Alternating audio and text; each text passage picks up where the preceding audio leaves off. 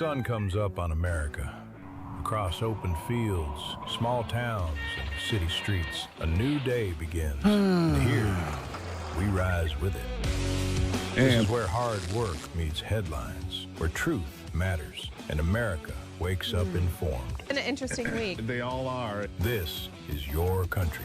This is your morning. This is Daybreak with Steve and Ivy Gruber. America, let's do it together. Love you, Ivy. Love you too. And it starts right now. Yes, it does. Let's get right to it. Here fighting for you from the foxhole of freedom as we do every single day. A lot to cover today, as we always do. Let's get right to it. Three big things this hour. Number one, in California, there appears to be a surge to the right as Republicans are showing far better than many may have expected. The problem is they're still counting votes in California. Could take a month. We know how that works, right? Number two, in what appears to be a major breakthrough, the United States has announced that a ceasefire, a real ceasefire, has been established between Israel and Lebanon, just like Marco Rubio alluded to on Capitol Hill yesterday. That's big news. And number three today, there's something shifting over in California, speaking of that deserves our attention. California's top two primary system means the top two vote getters advance to November regardless of the party, which creates real drama this cycle. Steve Hilton, a Trump-endorsed Republican, is leading the governor's race in the state, at least for now, while they continue to count and manufacture votes. What this means, though, is that only 28% of the current votes, with the other two Democrat candidates commanding most of the rest. And as for now, only a little more than half the ballots have been counted, which is the real crime here. Certification in California not expected until July.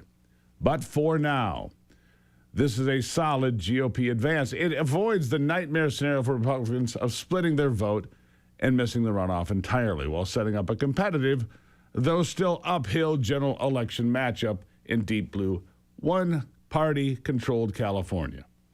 NBC said the quiet part out loud in its coverage. Democrats are going to need a 2020 election-level amount of ballot dumps to keep Hilton out of the race. Here is what was said on NBC. It's just going to have to be such a flood of Democratic ballots coming in after, being tabulated after election night or into the wee hours this morning that would just lift both Democrats over Hilton. That's increasingly what it needs to be for Steyer. Yeah. If there were ever a state to do it, though, I wouldn't be surprised that it's California. But for now, there's some shocking findings coming out of this election. Hilton led with the Hispanic vote that they've counted so far by 8 points. He led the white vote by 17.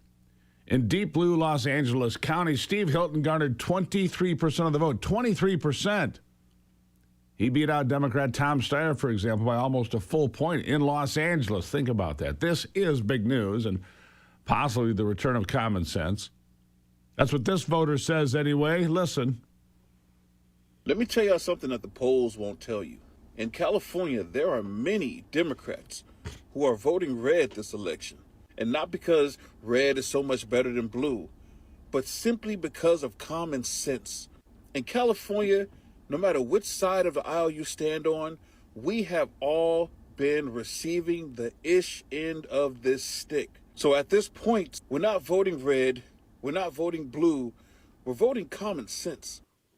Well, there it is. Californians are tired and good on many of them for recognizing that voting out the establishment is the only way for anything to ever change in that state.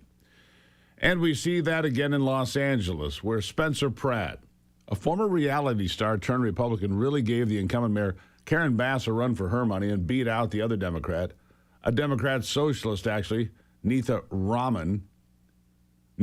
Currently, Pratt is sitting with about 31% of the vote, 4 points behind. Karen Bass is 34. But again, a month to go in the counting, hopefully not as long in Los Angeles. Even he's shocked by his chances at a runoff in November. Here's what he said. Do you see an uphill battle in the next 5 months? Absolutely not. I think the next 5 months I'm going to have time to build out this team to show everybody the level of Democratic supporters that I have behind me, the heavy hitters that are in this room, that are all behind me. And I think this idea that I don't represent Democrats and Republicans and independents, anyone that's just a Los Angeles citizen that wants basic quality of life, I'll be able to show that in 5 months. Right now, the media likes to say, oh, he's this. I'm not that. I'm an Angelino who said enough is enough, and I had to step up. I didn't know I'd be here tonight, but this is obviously God's plan, and I'm going to go all the way, and I'm going to show everybody that I'm their mayor. Yeah, we're going to find out. Los Angeles, like the entire state, doesn't require a single form, not one single form of voter ID. I'd be willing to bet that if they did, Pratt would be sitting at the very top of this race. Why? Because, again, he stands for common sense. His campaign is basically just one giant spotlight on the reality of living in Los Angeles, a city that should be a glimmering beacon of success thanks to the amount of wealth that lives there, but has descended into an unsanitary Gotham. Pratt says he didn't have to pander to any kind of demographic like the Democrats habitually do, because anyone with a normal functioning brain should have an easy decision. Here's more. The gays are with me. I have the entire gay vote, period. So I think she missed her, everyone's missing who's voting for me. The only people that aren't are the socialists, the lunatics, and the communists. But any normal functioning brain that doesn't want to step in human poop when they get their matcha is voting for me, which is a lot of people. It's a lot of people. You said most of you probably never heard of Chelsea Handler, so here's an introduction. Yeah, Chelsea Handler. That's how Spencer Pratt is now headed for a runoff, because people don't want to have to walk past naked, strung-out drug addicts or walk in human poop to get their latte, all right? What Pratt has done in the deep blue territory is remarkable, and it should be a warning sign to Democrats about their messaging tactics and what they actually do. But instead, they still can't think of anyone to blame other than, well, Donald Trump, like Representative Ro Khanna does right here. When it comes to the LA race, Karen Bass and you see Spencer Pratt, what do you think we're learning about how Californians feel about the incumbents in general? Look, I think that there is was a lot of hurt and anger after the fires. My view is that the blame of that really needs to go on Donald Trump. Of course it does. Blame Trump. There's a lot of hurt and anger, but Ro Khanna refuses to accept that it's directed at his party and its failures. He has no plans to take any responsibility for any of that. None of it. You can only do so much redirecting towards Donald Trump before it stops working anymore. I mean, Trump, stop. People are tired of the Democrat priorities like Tom Steyer, who is trailing behind Steve Hilton in the governor's race. He took the time to post a conversation with A.B. Hernandez, a 17-year-old boy competing in girls' sports and taking their titles from them. Tom Steyer thinks it's a good thing. Yeah, here's what he said. Town hall. It's the job of the governor to stand between danger and Californians. And I mean it. And to make sure that people are safe and to protect them from all the malign influences in this world. And I take that super, super, super seriously for you. Yeah, just so you know. okay. And I'm so proud of you for what... That's why you're not going to have any chance of winning Mr. Steyer despite spending, $20 million, $25 million? He does it every cycle because he has more money than sense. What about the danger posed to girls having to share a locker room with boys and hotel rooms, too? That doesn't matter, of course. Not to Tom Steyer and the radicals. I'll have more about California and their shift. Is it enough? I don't know, but it sure is encouraging. I'll be back.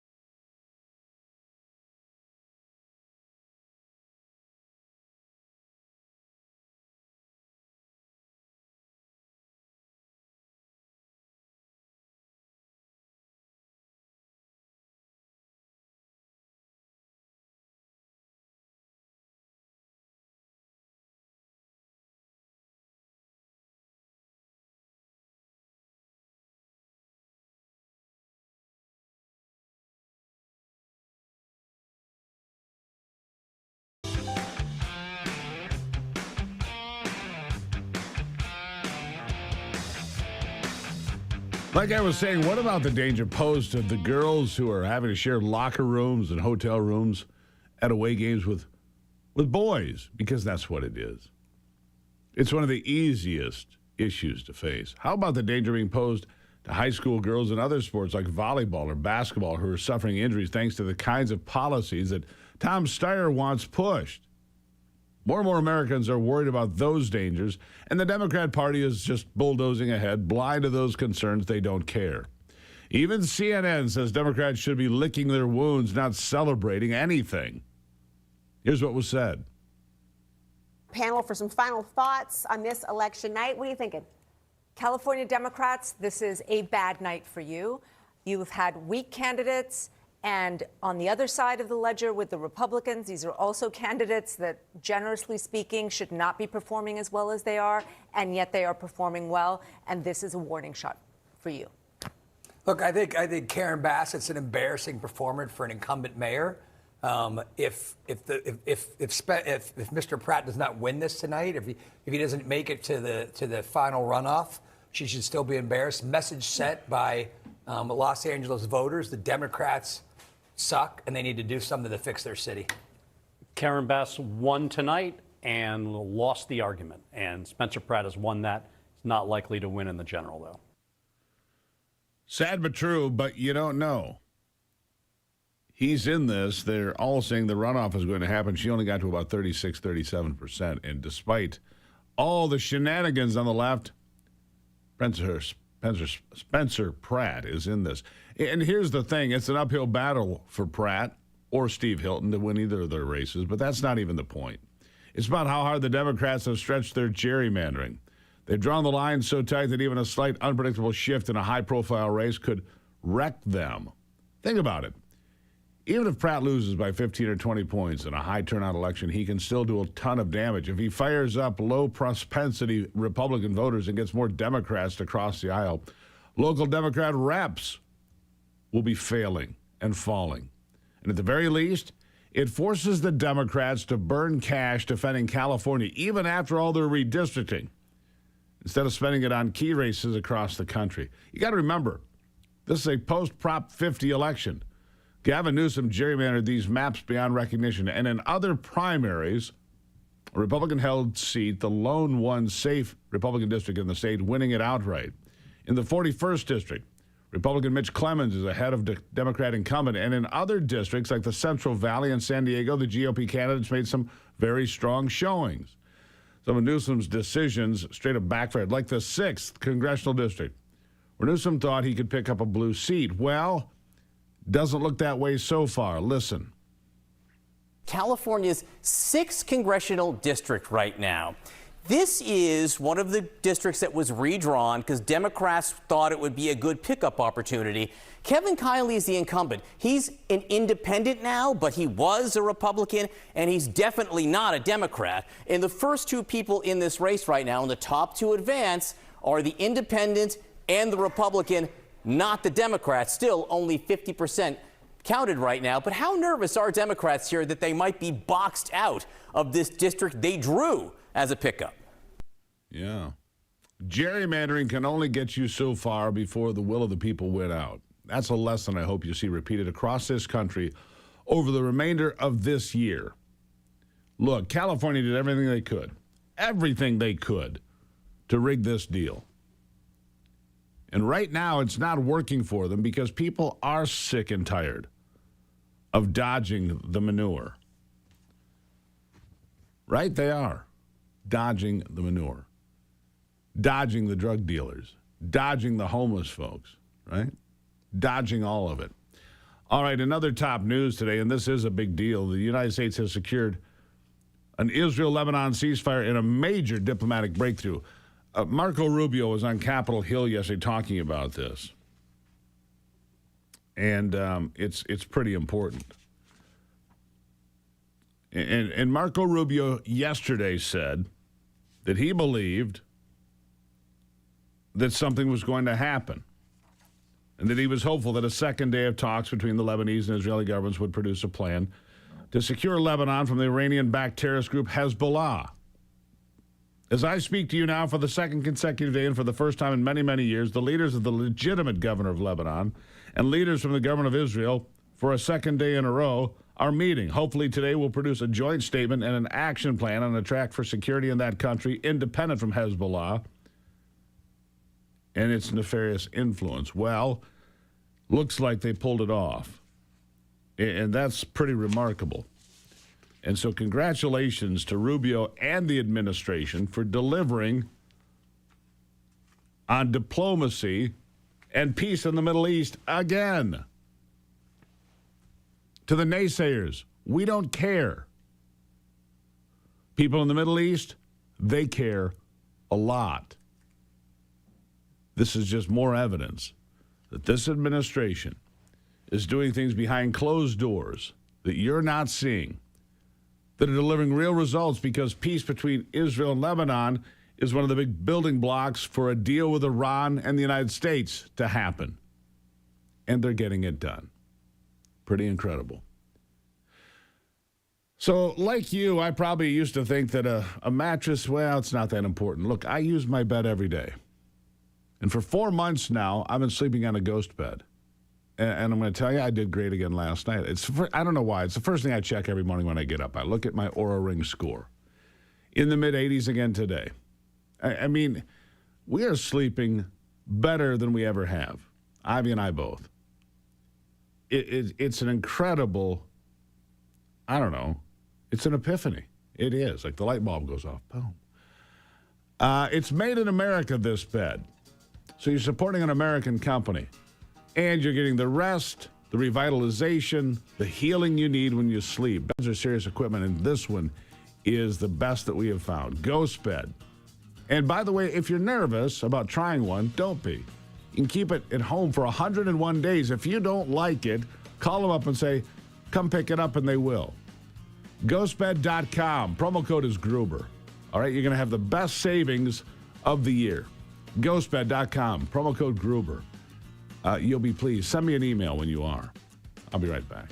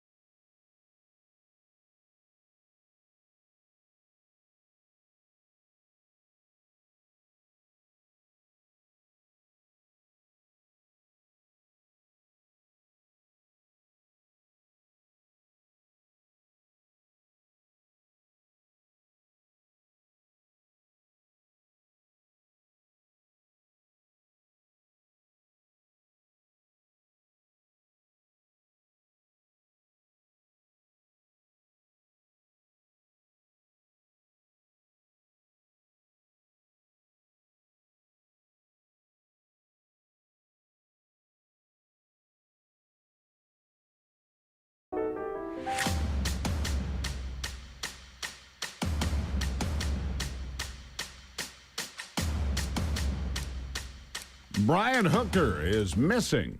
Now, if you don't know who Brian Hooker is, he's a guy whose wife went missing in the Bahamas here a few weeks ago. And he was jailed in the Bahamas for an investigation for a bit and then turned loose. But the investigation is far from over. The explanation of her disappearance has authorities saying, wait a second, something here is not right. Anyhow, his wife, Lynette Hooker, disappeared from their boat off the Bahamas here a few weeks ago. And a source claiming to be a close friend of Brian says he may have slipped out of the country into Mexico, somewhere out of California. You're telling me Brian's 6'4" Marine Corps tattoo, ultra white hair, smirk of the century has not had one person at a Safeway, a QT, or a Buc-ee's in or in and out spot him? Come on. Not buying. Another source who asked not to be identified said in the times past, they had the ability to cross the U.S. border from San Diego, California into Tijuana for day trips. During these trips, border personnel didn't always require to show a passport or even ID, the source said, so they just slide out. U.S. law requires a passport or passport card for anyone crossing the border into Mexico, but sometimes it's enforced and sometimes it's not. All U.S. citizens need U.S. passports to re-enter. But maybe Brian has slid out of the country. I don't know. A lot of pressure on him right now. You can't fail more than if you let an individual who's the subject of a potential murder of his wife not only leave the Bahamas to go to the U.S., but then disappear altogether. They're not impressed. If you deal with knee pain, joint pain, or stiffness, especially when you're driving or sitting for long periods of time, you can't take a medical treatment bed with you, but you can take the QE red light therapy wand with you. It can slip right in the glove box, your center console. A handheld device uses red and infrared light combined with proprietary quantum energy technology to target pain right where it hurts. No pills, no appointments. Just simple targeted relief you can use anytime. And it's so portable. Just go to QEstrong.com. Use the promo code Gruber. You'll get this QE wand, this red light therapy wand for under $100. Hard to beat, folks. QEstrong.com. Use the promo code Gruber. Get that wand for under $100. You'll be glad you did. I'll be right back.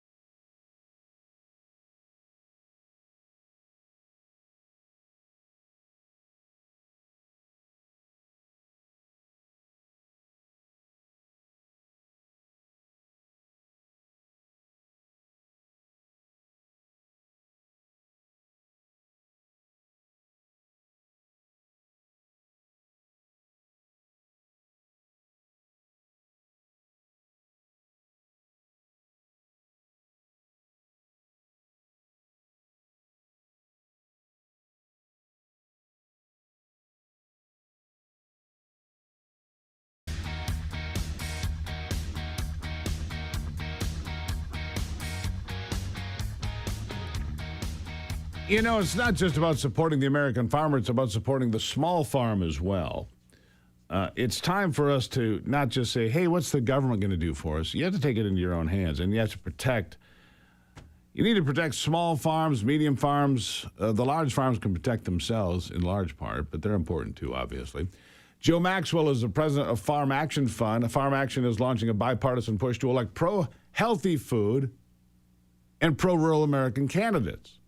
What a concept. Look out for the folks out here that make food possible for the rest of the country. Joe, welcome to the program. It's great to be on again, Steve. Always good to see you. Look, the Make America Healthy Again movement is focusing hard on real food, not this highly processed chemical concoction that comes out of laboratories. I'm talking about real food, potatoes, steak, green beans, real food. It's kind of important, isn't it? Absolutely.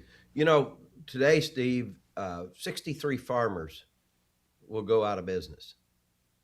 At the same time, consumers at the grocery store can't afford to feed their kids. And it's all because we have a system in place where a handful of companies control our food. We also have a chronic illness crisis in America, as you just mentioned. So our system is just all screwed up.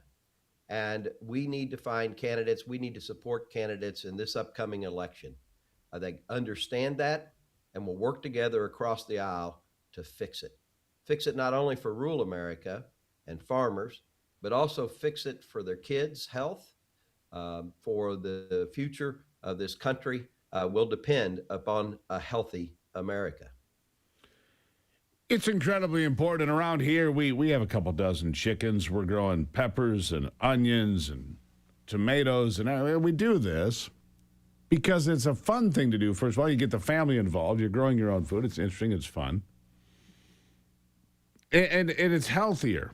I mean, even a lot of the produce you get at the store, and it says it's grown, and I come back to blueberries. Blueberries grown in Peru. They're big and they're beautiful and they have no nutritional value at all. They're grown in a desert where they piped in a bunch of water to desert land, and they'll grow and they look pretty. Not much to them. They're nothing like a Michigan blueberry, I can tell you that. So be smart about what you buy. I don't know where you live, but where we live, this is the time of year those farm stands are showing up where you can get free-range eggs, you can get squash, you can get tomatoes and onions and all sorts of things. Support those as well, don't you think? Oh, absolutely. Today in America, we'll go into about the fifth onto the sixth year of having a agricultural trade deficit in this great country called the powerhouse of agriculture, right? We feed the world. We don't feed the world. We don't feed ourselves. We're importing more and more every year of fruits and vegetables, which you just mentioned from Peru, Mexico, Canada. And the fact is that we're not supporting food crops. We're supporting feed crops. I raise livestock. I raise corn, soybeans. But I will tell you that we're not feeding America, and we have to fix that problem. I'll tell you, with the 63 farmers going out of business today, and people can't afford their food, one thing that's very important for our initiative, we just launched the Rural Independence Initiative, and it is for rural America. It begins here, but it's for every American because every American eats, and these are important issues you just raised, Steve, for all of us to understand. And both parties have put us in a position where a handful of corporations control our farms and our food, and we have to take it back from those monopoly corporations and put it back in the hands of the people. When you talk about these corporations and you talk about the health of your food, and I'm not taking a specific shot at these folks, but they use a lot of chemicals, a lot of fertilizer, a lot of, things to get the crops to grow and to be drought resistant and pest resistant and all of those things. Where the small farmers seem to be closer to being directly from farm to table. And to me, that's really important. Look, we buy beef from a small farm that we know. We buy lamb from a small farm that we know. We support, obviously, we grow our own eggs here, but we support the people that do that. The shorter the distance between the product and your table is important. And you're out there trying to help people get elected that understand that, correct? Absolutely. And I think what's also very important to understand is it's not just about supporting farmers, small farmers, or middle-sized farmers.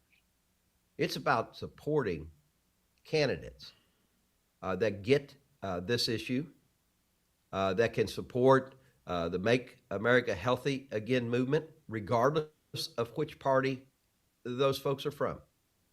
It's about recognizing that it's not our fault as people.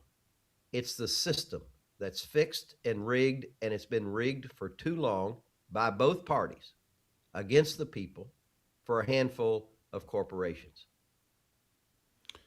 So how did we get there?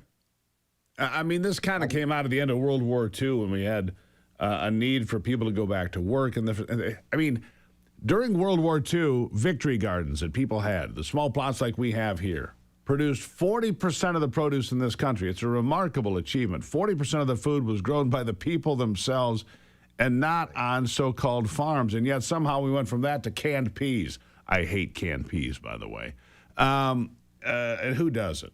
But the fact of the matter is we went from relying on ourselves to relying on the grocery store, having no idea, really, where it comes from. That's true, isn't it? Absolutely. Today, we're launching the Rural Independence Initiative and a paper, Restoring the Promise. Take a look at it. It tells the full story. How did we get here? It began with Ronald Reagan. It began with Reagan economics, where we began to believe that that giving corporations more power over the marketplace, that would give them more economic power, and somehow that would help the people, not only with paychecks, but also it would help them because we'd have the latest technology. They could invest in the latest technology and research, and we'd have the best. And President Clinton put it on steroids with NAFTA, which failed this country.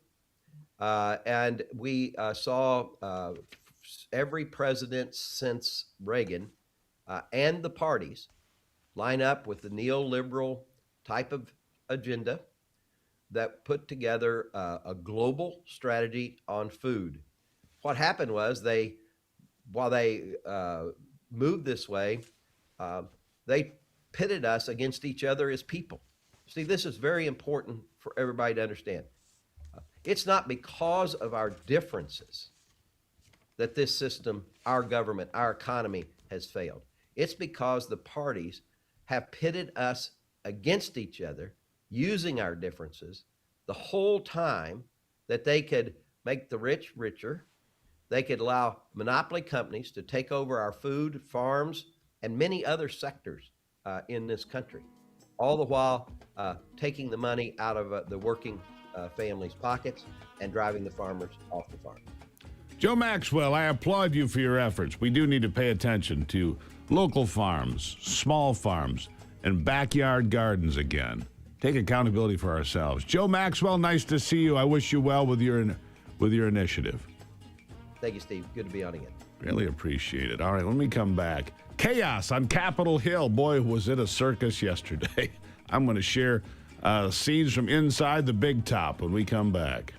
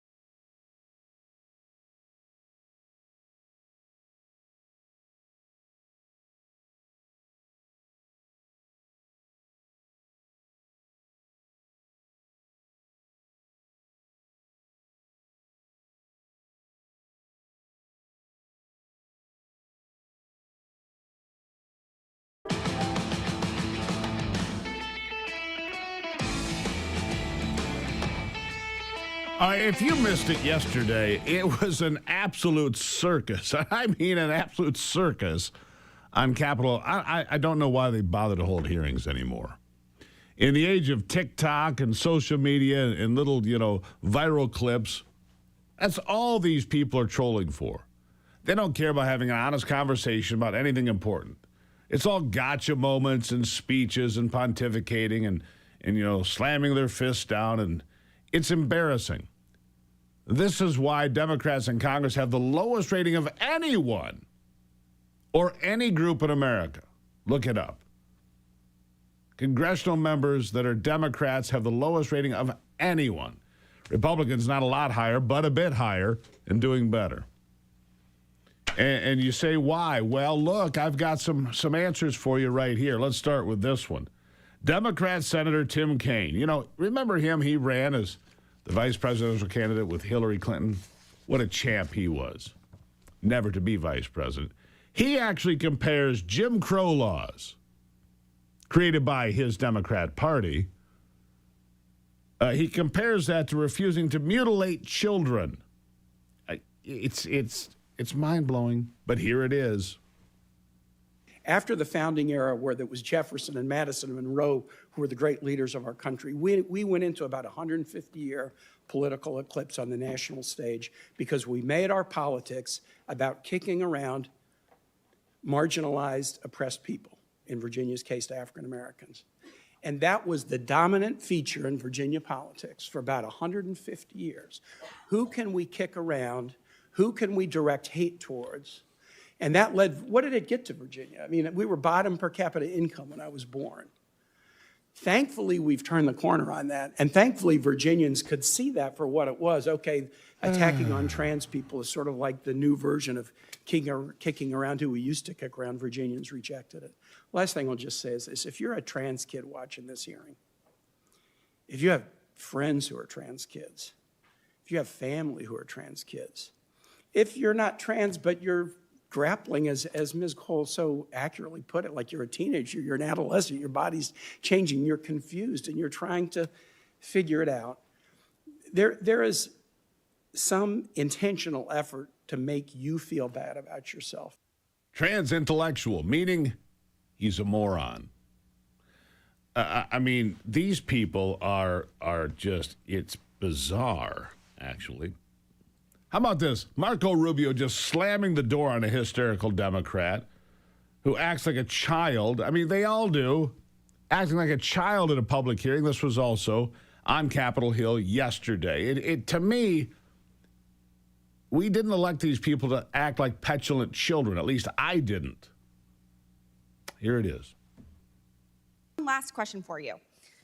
Mr. Secretary, who won the 2020 presidential election? I'm not here to answer a question. We're talking about 2020. This is a Foreign Affairs Committee. Okay, great. You can't answer the question, even though we all know that President Biden won. I don't answer the question because as Secretary of State, I do not participate in domestic political issues. This is not about domestic political issues. This is about our democracy. You're asking me to opine, just like I don't do campaign rallies. It seems like I don't do because as Secretary of State, we're not supposed to. That's been the long tradition of the department, and you should know that if you've been on this committee for any period of time. Mr. Secretary, it seems like you have an issue admitting facts. You can't say that the president lost the 2020 election, just like you won't admit President Trump is losing this reckless war of choice, and just like you couldn't admit that the shoes the president bought you were too big. You clearly don't know what winning means, and not because the facts are unclear to you, it's because telling the truth would cost you your job, and the American people are entitled to a Secretary of State who tells them the truth even when the president doesn't want to hear it, and my constituents, our service members, deserve better. Mr. Chairman, I yield back. I don't know what shoes she's talking about. What is she talking about? Representative Burchett, you're recognized. Thank you, Mr. Chairman. If you'd like to answer any of that. Yeah, I don't know about the shoes. I mean, he gave me some Florsheim shoes. They're actually pretty good. They fit fine. I don't know what she's talking about. And maybe that's what she's referring to. Your shoes look very nice today, Mr. Secretary. Well, how can you see them? They're way down here. We're talking about shoes. Are you guys kidding me? I mean, is this the Foreign Affairs Committee or is this like a circus? What is this? I think it's a circus, and I appreciate you. You guys, this is the Foreign Affairs Committee, and this is what they're wasting their time on. I want to get you one more. Scott Bessent and Democrat Senator Wyden in another hearing. They were all over Capitol Hill yesterday, these hearings. And the embarrassment was everywhere as well. Here's a fun exchange that Besant Let's trolls be him. clear here. Nobody is interested in the ramblings of a capo in the most corrupt regime in American history. We want to get some facts about this deal. That's what we're here for. Thank you. Well, thank you, and I will ask my questions first today. And we would like to hear what Adam Wyden and Jeffrey Epstein talked about. Your son's largest investment position was Rick's Cabaret. So did your son and Jeffrey Epstein talk about pole dancing as he begged him for money using your limited credibility? Should I just proceed? Ouch! I'm going to proceed with my questions. And Mr. Secretary, I'm going to... Was your son talking about pole dancing with Epstein when he was begging for money? It's just good fun. How about one more? Can we get bite 12 in here real quick? Just roll that real quick. Rubio ridiculing the entire process again. Well, because one of those were in cahoots with Hamas. And we saw an incredible Again, amount of the aid flow into reclaiming- Hamas's hands. Reclaiming my time. The aid was Here we held go with up the at reclaiming the our border time by Israel, and You you got to know fix it. your rules here. You can't even answer a question. You're not following the rules. You're very familiar with how this works. No, The I time don't. I is- never served in the House. time This is a weird rule. The Will you time ask is a question mine. and I can't answer? Would you please add time to the clock? Nope. Nope. It's a weird rule where you ask a question and I'm not allowed to answer it. Anyhow, that was the circus all over Capitol. No wonder these people are hated.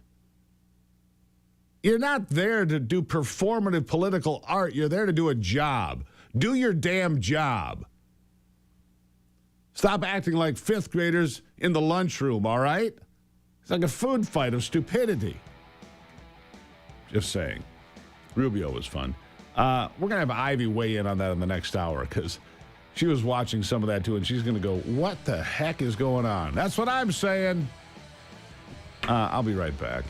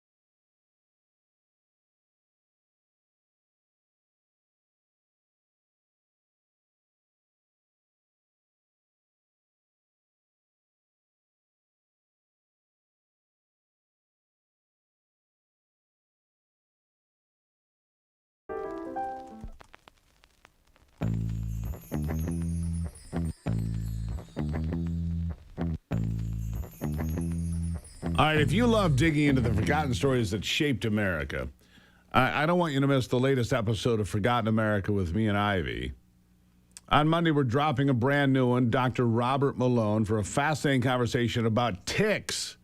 Ticks, Lyme disease, Cold War biodefense programs, military tick research, Plum Island, right? And the government records that continue to raise questions decades later. Why was Lyme, Connecticut, the epicenter of Lyme disease? Well, there was a military research facility right there. Where does documented history end and speculation begin, and have Americans been told the full story? I think the answer is no.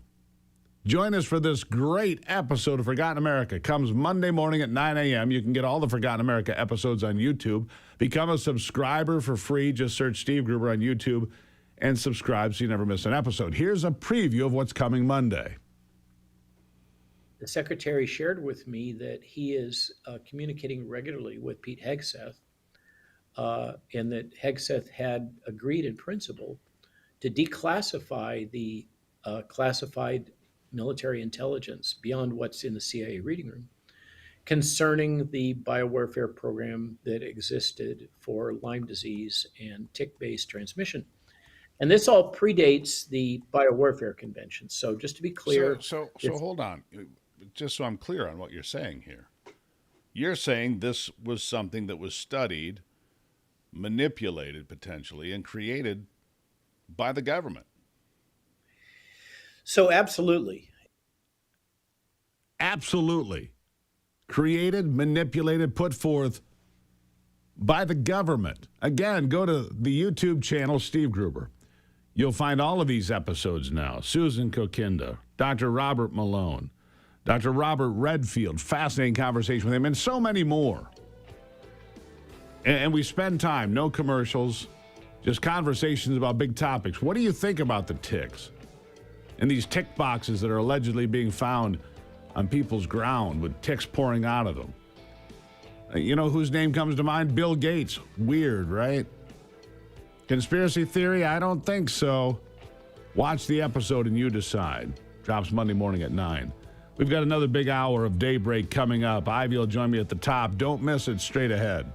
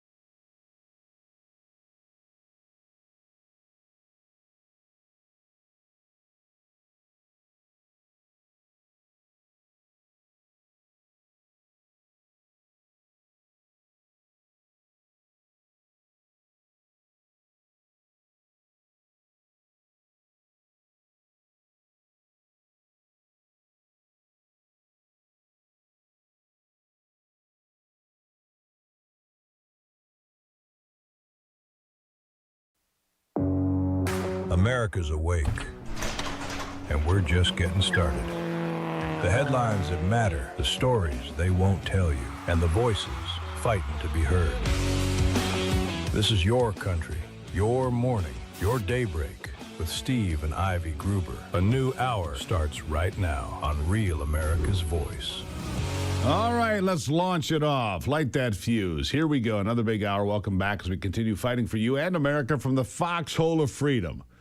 Digging deeper and giving you better analysis and insight. The relentless pursuit of truth. You'll find it here every single day. Here are three big things you need to know this hour. Number one, the problem with bad candidates is getting lots of attention from Democrats now who may finally realize voters are not interested in voting for literally insane people with no moral foundation. Yeah, like these folks. Number two, in California, it appears, at least for now, one of the seats they thought they could steal from Republicans may actually stay with the Republicans, reducing their pickup from 5 to just 4. I'll keep you posted, of course. And number three, appearing, and more on this, appearing at a hearing on Capitol Hill is more like appearing as an animal act at the circus. I mean, good Lord. Yesterday, there were several going on at the same time. I had a hard time deciding who was the most disgraceful. Who was the worst? So I'm gonna get Ivy in here so she can get a feel for it. Ivy, good morning. Good morning. I know you saw some of the clips I was just playing, but this one I saved just for you. Oh, let's hear it. Just for you. Al Green. You know Al Green, the guy that always gets thrown out of the State of the Union address. He's, by the way, out of Congress now because of redistricting. He lost. But he goes ahead and attacks DHS Secretary Mark Wayne Mullen. It is just embarrassing. Listen to this. A racist, Mr. Secretary, would do what happened to Ruby. Are you calling me a racist? A racist. I'm asking a question. Reclaiming my time, asking to shut up. That's a pretty. Shut up. Up. Shut up. It's my time. I'm not going to let anybody call me a racist, Chairman. I never called him a racist. It's my time. It is, gentlemen. You'll suspend. You will not. Tell him to shut up. Unbelievable. And you wonder why Democrats have the lowest rating of any individual or group in Washington. I mean... Yeah, here's a guy who spent 20 years in Congress. What are his policy accomplishments? Zero. Right. He runs his mouth a lot. His biggest claim to fame is that his impeachment efforts against President Trump during his first term. He did that again this time, and he just did laughed again it this. out. He did it again this time, and getting thrown out during, the president's speeches. That's right. State of the Union. He's been thrown out like 3 years in a row or something. Right. So, yeah, if that's your claim to fame, ooh, wow, a major accomplishment. His constituents are actually going to be represented in Washington now by a sane person, I would hope. Well, the Democratic primary runoff, the winner of that was Representative Christian Menfee. That's right. Yeah, so we'll see. So he's out. He's out. Yeah. Boy, we're going to miss Al him Green around out. here like a wart. Yeah, right? Or poo on your shoe. Poo on your shoe. Yeah, how that. you can never get it off. Just stuck there. All right, who else do you have for me? Let's go. Well, I'm going to play one more that I played last hour because it's just so embarrassing. But this was going on all over Capitol Hill. Here's Marco Rubio saying, "What are you people? You got to be nuts." Listen. Right. Because you have said these things, you have shared these talking points before. They're not talking points, they're the truth. But it is hard to take your word for it when this is the most corrupt administration in American history. Well, that's we're your talking opinion. pardons for sale. We're talking about no-bid contracts to those on Trump's family and friends plan. We're talking about a $1.8 billion slush fund. And I think that's corruption. The American people think that's corruption. They want to know if you think that's corruption. Okay. Number two, this goes right to the point of transparency. You're absolutely wrong about the way the money flows. It's pretty straightforward, and I'll share. So I'm going to have to reclaim So my when- time again because well, then, the so what kind question of about process is this? They get to corruption- ask the questions and you don't get to question about- answer? It's my time. The question I don't know about about you. When corruption is it my really time? important. So why am I because here if I don't you get to can't answer your call questions out- or your defamatory statements? Reclaiming my time, Reclaim. Mr. I want Chair. you to, but I want to reclaim. Well, do I get time? This Because you is make my these time, defamatory Mr. Chair. statements and no one can talk here. If this you is can't crazy. call- This is crazy. Yeah, It's just- another progressive Democrat right there, by the way. Of course it is. Born in Chicago, if you didn't know, but now serves California 37th District, which is South Los Angeles. Yeah. Gee, why are things so rotten in L.A.? I can't figure it out. I mean, what is the point of holding hearings when they're not hearings at all? Mm-hmm. All they're trying to do is get a clip for TikTok and YouTube and whatever else. That's all they're doing. They're not actually answering questions. They're trying to drive a narrative by what they say. And it's exactly what they do every single time. They never give the person who is being interviewed any type of time to answer questions, especially when it comes to the Democrats. And, Steve, I have a question for you. We were talking about this yesterday. Whatever happened to the virtues in America or in people to live a virtuous life, to be good? And what does that mean, to be good? And I just look at this and go, what in the world? This has no honor, no class. None. You're literally yelling, shut up. I mean, how old are you? Right. How about just common... Actually, you do seem like an old man in your yard, pointing and screaming in your whitey tighties, telling people to shut up. So I guess he's on the money there. But continue. What were you going to say? Well, I was just going to say virtues. You're right about that. But what about just common decency, common courtesy? That's what I'm saying. If you have somebody there to ask them questions, ask them questions. We're not here to hear your speech. We're not here to hear you yell at the person on the witness stand and scream at them and say this and that, make all sorts and that's the infuriating part for Rubio or others. Look, he's smarter than all those folks. Let's just be honest, right? And he's there to give answers about questions that should be serious. None of that's serious. It's completely unserious garbage. Listen, I don't think she's dumb either, but Democrats do this very well. They get on a phone call, they talk about the narrative they want to drive and how they're going to push their agenda, and that they all stay in lockstep, and they all do the same thing. They repeat the same talking Maybe other than points. Fetterman, who is the only one that seems to have any common sense. Yeah, the one guy with the TBI who has more common sense than all of those folks saying, what are you doing? And I do give him credit. Look, and I've said this, it hasn't happened yet. I still believe it will at some point. John Fetterman will leave the Democrat Party and become an independent. He will not become a Republican. He's not a Republican. He's an old school Democrat, of which there are very few left in the wild, as you can see. But these are the same candidates that are being pushed in California and New York. And I saw in New Jersey, a person got elected that was a supporter of the guy who was the mastermind of the 1993 World... Yeah, I told you that yesterday. World Trade Center bombing. Right. And he was a witness for that guy. He was a witness for that guy, yeah. and that's, I had brought that to your attention yesterday, and this guy has won the primary, and you're going, and he'll likely be in Congress because it's a deep, dark blue district. And look, people don't do their homework. They just, they drool on themselves. Well, we were talking yesterday, too, right after 9/11, what's the term? People who love America was at an all-time high. Yeah, patriotism. Thank you, 90%. Now it's at 66%.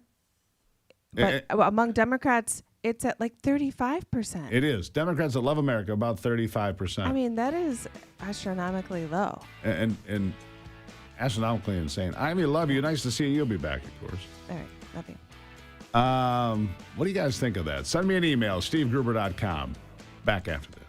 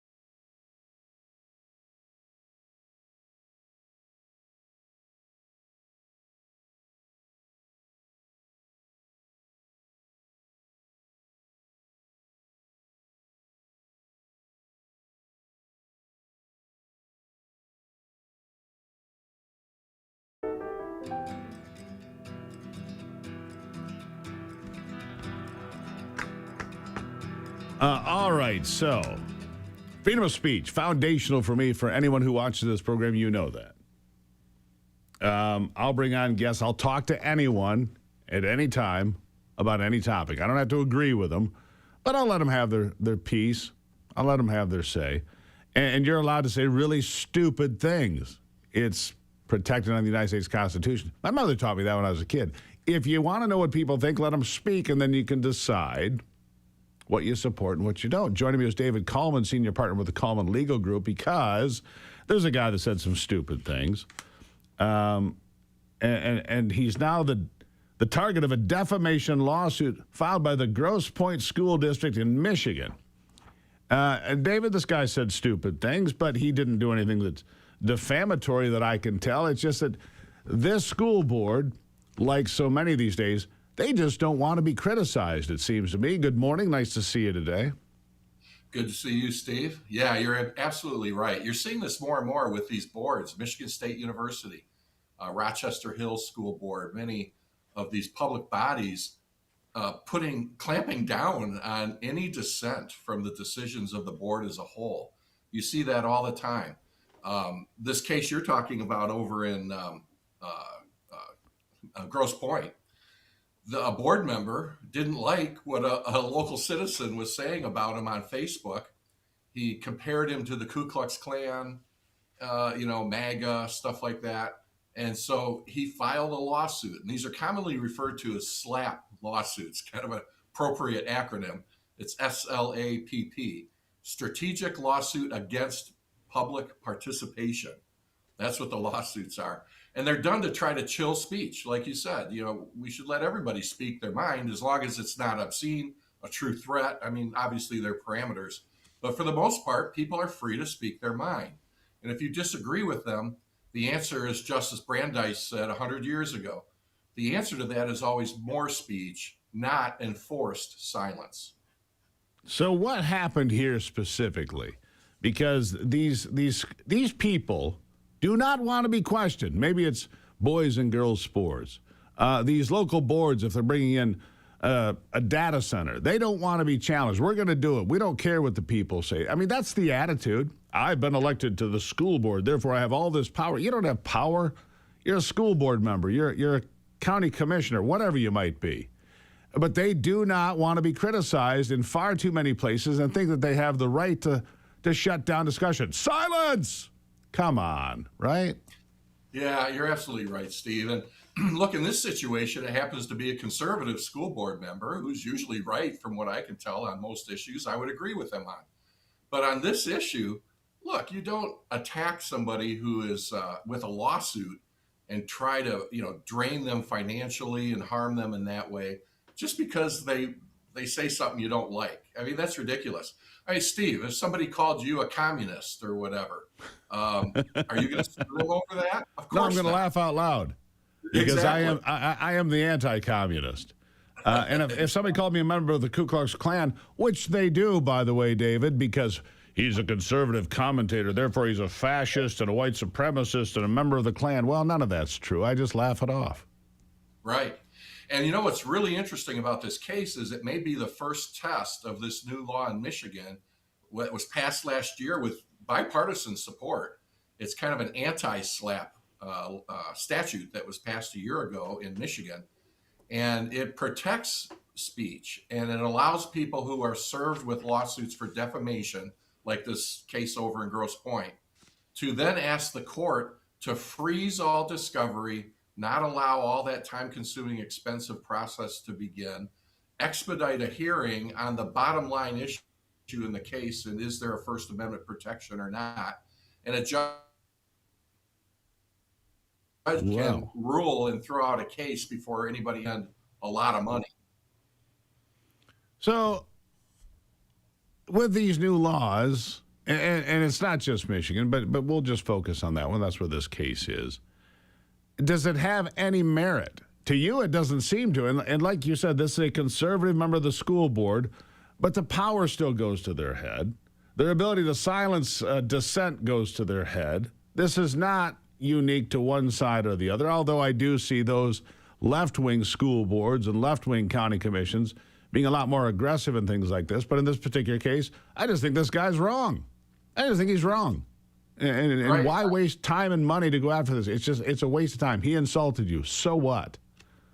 Right.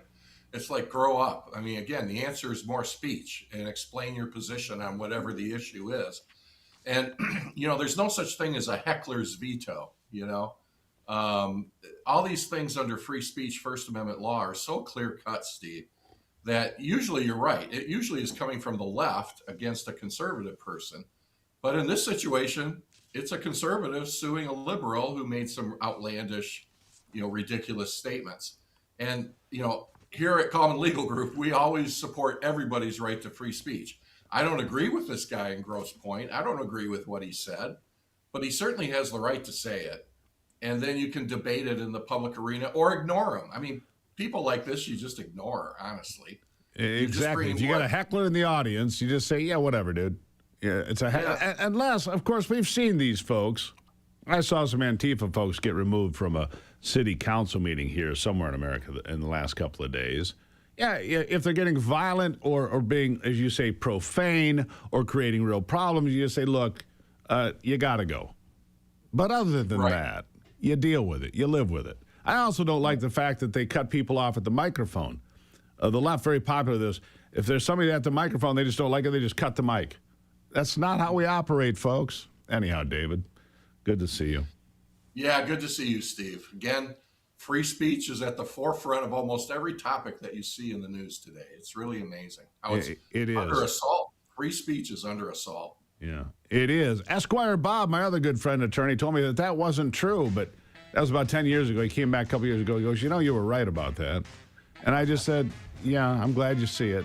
David Coleman, always a pleasure. Thank you for being here. We're going to take a break and be right back. It is Daybreak.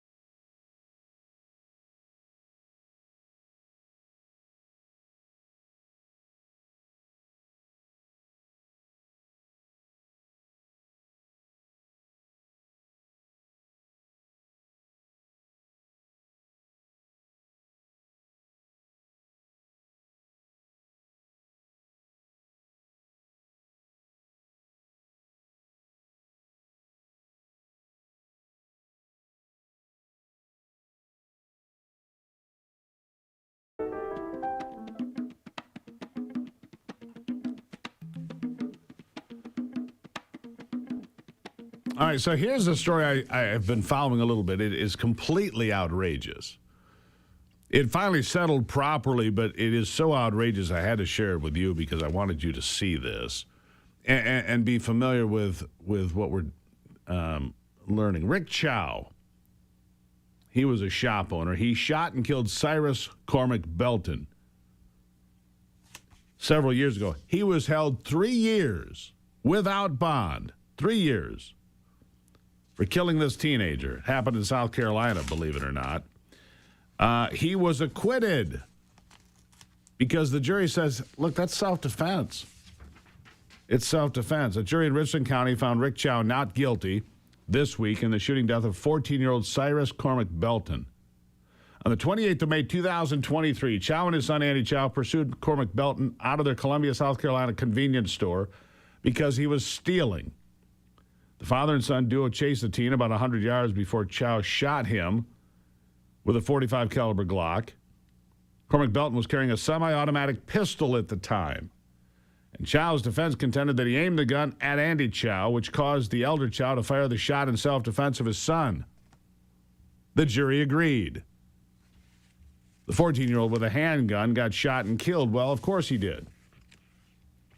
But the fact that this guy spent 3 years in jail with no bond to be, exonerated. That's a hell of a thing, isn't it? It's just a hell of a thing. Good for him for winning. Of course, the activists were there. The store was vandalized after the shooting. The trial lasted all of 3 days. The jury deliberated for about 8.5 hours and then came back with a unanimous not guilty. The family of Cyrus Carrick Belton, they're not impressed, but that's okay. So isn't that why you would want to be part of something, if you're a gun owner, isn't that why you'd want to be part of something like the USCCA? It is. They would step in and help Right. you out in those situations. Good call, Anthony. The United States Concealed Carry Association would help you in court. They would protect you. So an important consideration. I'll be right back.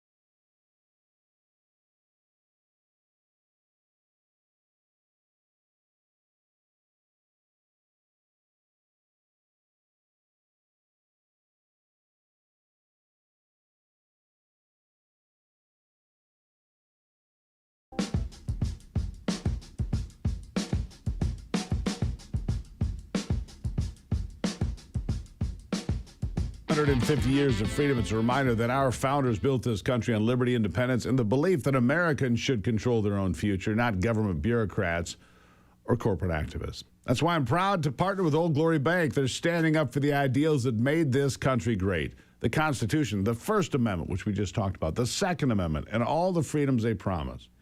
In a time when Americans are being watched, restricted, and even debanked for their beliefs, Old Glory Bank is fighting to preserve the American vision our founders created 250 years ago.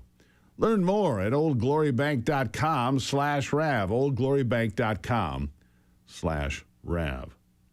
All right, Bill Pulte has been brought in as the acting DNI, right? The acting Director of National Intelligence. Tulsi Gabbard on her way out. In fact, she left early. There's some speculation as to why that happened, which is why Joe Kent was on the program yesterday. A lot of people in Washington think that he could be indicted for misusing high-tech equipment to spy on Americans. We'll find out if that's true. Meanwhile, Mark Vargas, GOP media surrogate, editor-in-chief of the Illinois Review, Iraq Task Force, Office of Secretary of War 2007 through 2010. He joins me now. Mark, good morning. Good morning. Great to be with you. The critics here say, look, this guy has no background in intelligence, but you say they don't suffer from a shortage of experts in the intel community. They suffer from a shortage of public trust, and there's good reason for that. That's what you're arguing, right? That's exactly right. And this is classic President Trump. You don't flip the tables over within the establishment. You don't restore integrity and transparency and honesty back into institutions like our intelligence community by bringing in more intelligence experts. In fact, previous presidents have done that, and what's happened? The agency's gotten worse, and Americans' distrust of our intelligence community has dropped like a rock. And so what Bill Pulte's appointment as acting DNI does is that his job is to restore that transparency, restore that integrity. We've got enough fantastic intel experts at that agency and throughout the country. We don't need more experts. We need transparency, and Bill Pulte is the right guy to do that job. And he's going to follow in the footsteps of what Tulsi Gabbard has done, historic declassification, pulled the security clearances of 37 individuals who were involved in weaponizing the intel community and targeting political enemies like President Trump and others and conservative Americans. And so there's real accountability now, and Bill Pulte is going to follow up, and it's going to be great to see the things he's going to accomplish in the next several months. Now, does the DNI need congressional approval, or is that at the behest of the president? It does need, that position does need congressional approval, which is why he's acting director right now. And so it's going to be the prerogative of the president after a certain period of time to nominate him.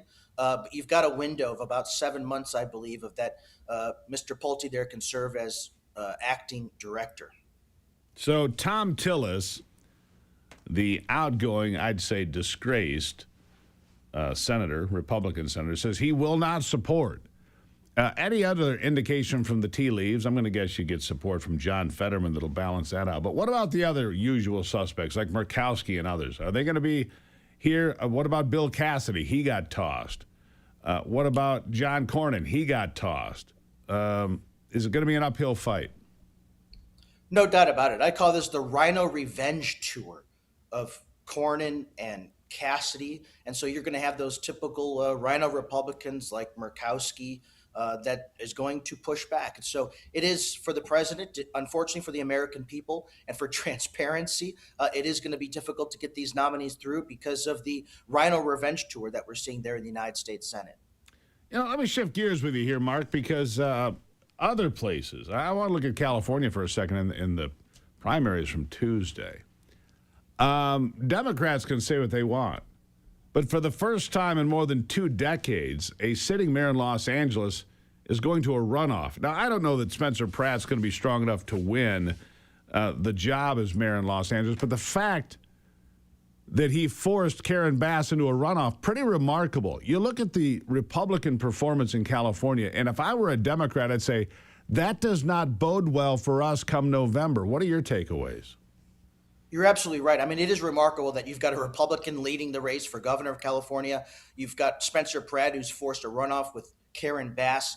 Couple that with in Chicago, J.B. Pritzker is going to lose the Chicago Bears because of poor management, poor leadership, high crime, high taxes.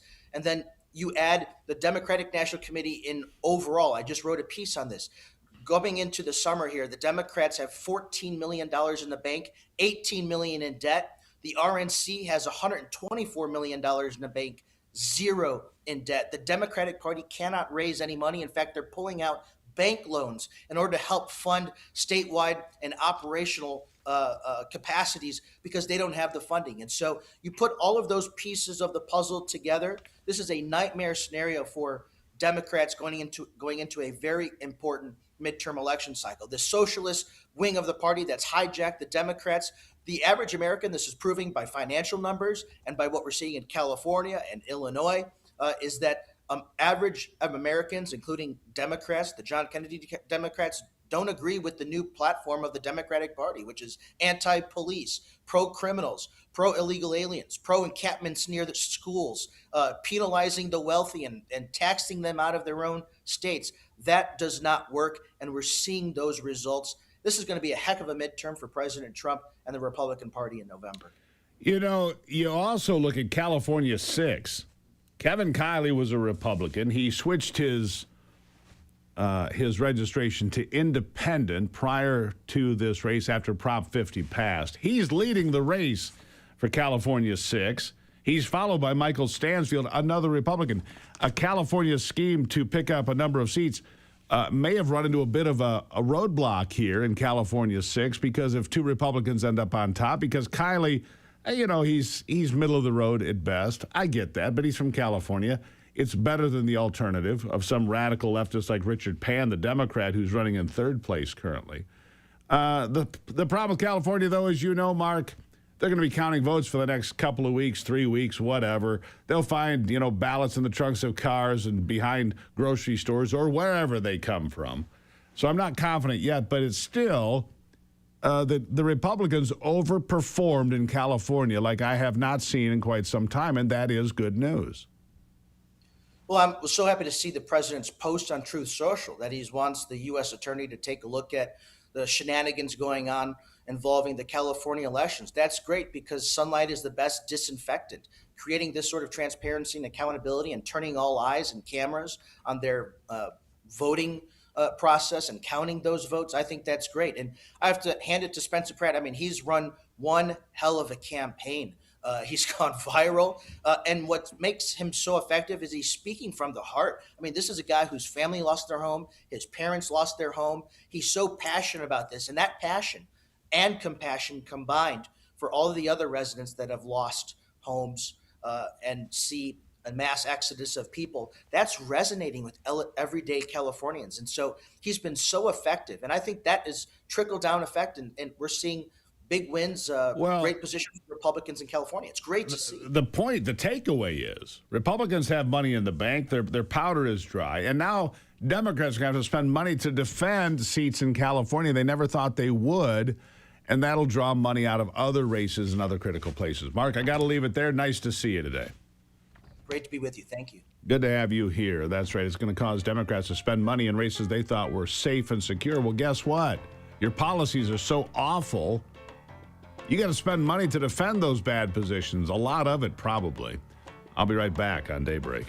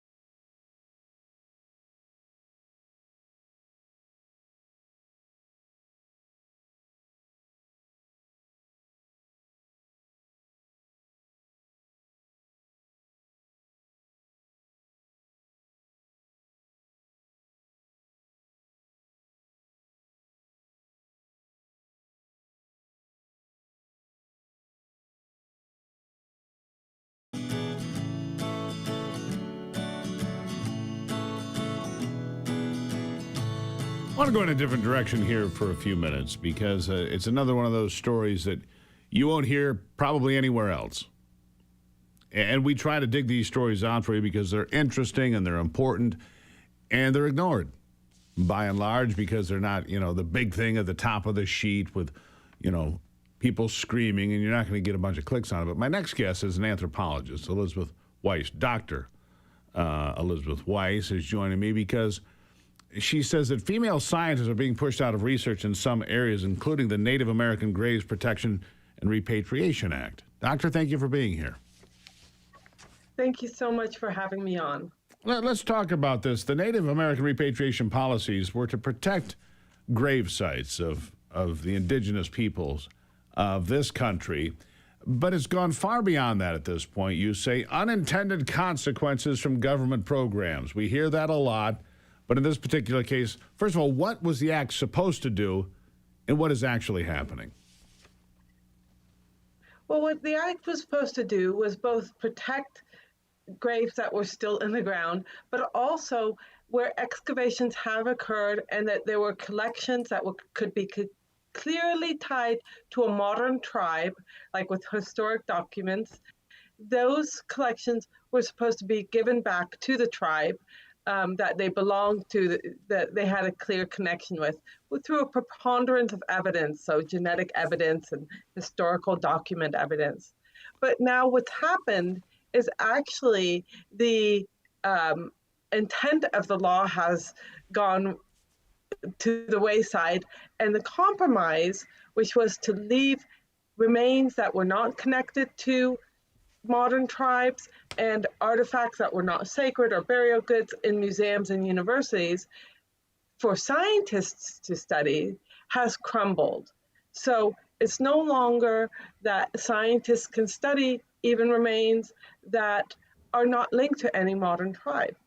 But one of the real terrible consequences of the latest changes in the regulatory guidance to the Native Americans Graves Protection and Repatriation Act is that indigenous knowledge, it has to be deferred to, and that duty of care, so the care of these collections has to be quote unquote culturally appropriate. Yeah. And what that has meant is that women are sometimes excluded from the field, in excavations, but also in the curation facilities. And sometimes they even have strange rules such as menstrual taboos. So if a woman is menstruating, not only can they not go into the field, they can't eat with others, they can't talk to elders, and they can't handle artifacts. How is that? Hold on. And How is that even legal? What you just described? It shouldn't be. And when NAGPRA was passed in 1990, they had raised concerns about this, and the National Park Service, which administrates NAGPRA, had even mentioned that this may come up as an issue and that it's an opposition to federal rules. Right. So it should be illegal, and people shouldn't just, nod along and say, oh yes, if the Native Americans say this, that's what we should do, which is what's happening because the archaeologists, for a large part, and the NAGPRA administrators, for a large part, are really activists, woke activists, who think that everything that a non-Westerner says is okay if it's said against the Western ways. Right. So if they speak out,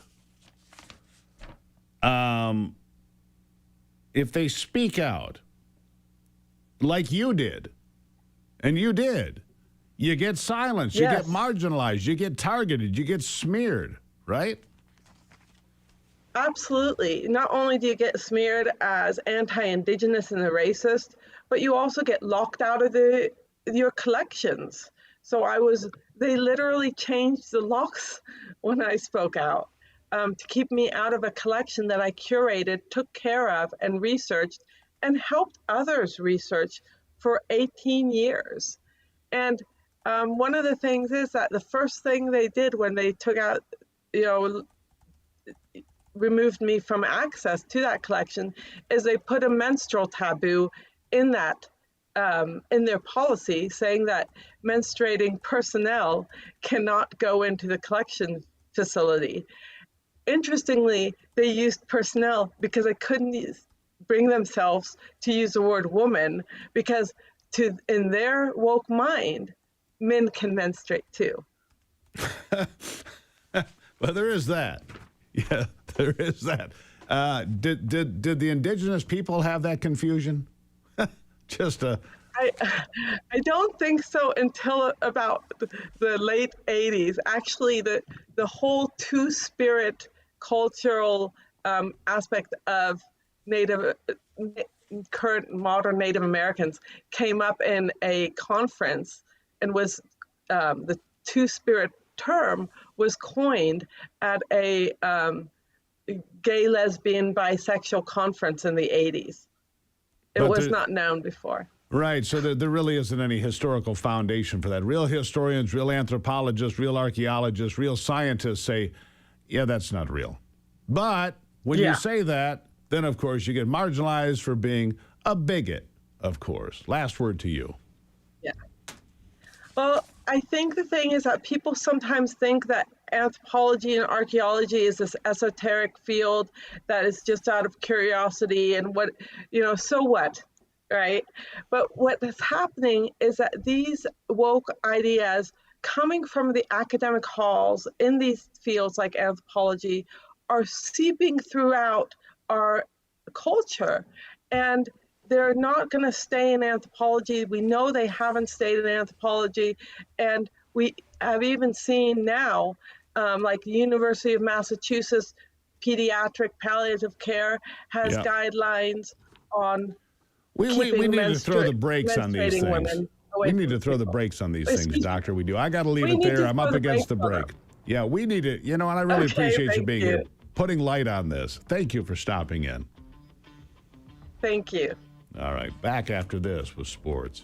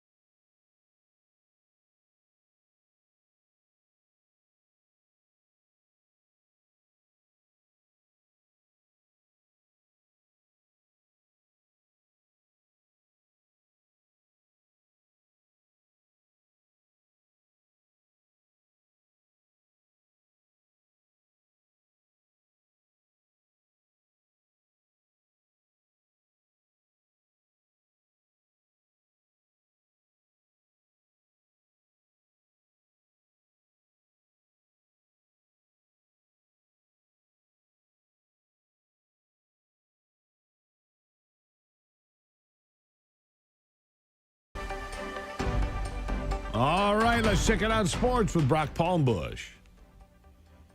With a look at sports, I'm Brock Palmbush. The New York Knicks finished the game on an 11-0 run, and they stole Game 1 of the NBA Finals last night, 105-95 over the favorite San Antonio Spurs in Texas. Jalen Brunson led the Knicks with 30 points. Victor Wembanyama, 26 points, 12 rebounds for the Spurs. The Knicks have now won 12 straight postseason games. Game 2 tomorrow night in San Antonio. A full schedule in Major League Baseball last night. American League winners included Boston, Cleveland, and the Athletics. National League winners included Atlanta, St. Louis, and San Francisco. Texas is one win away from the national championship of college softball as they beat Texas Tech 7-3 in Game 1 of the best-of-3 championship series last night in Oklahoma City.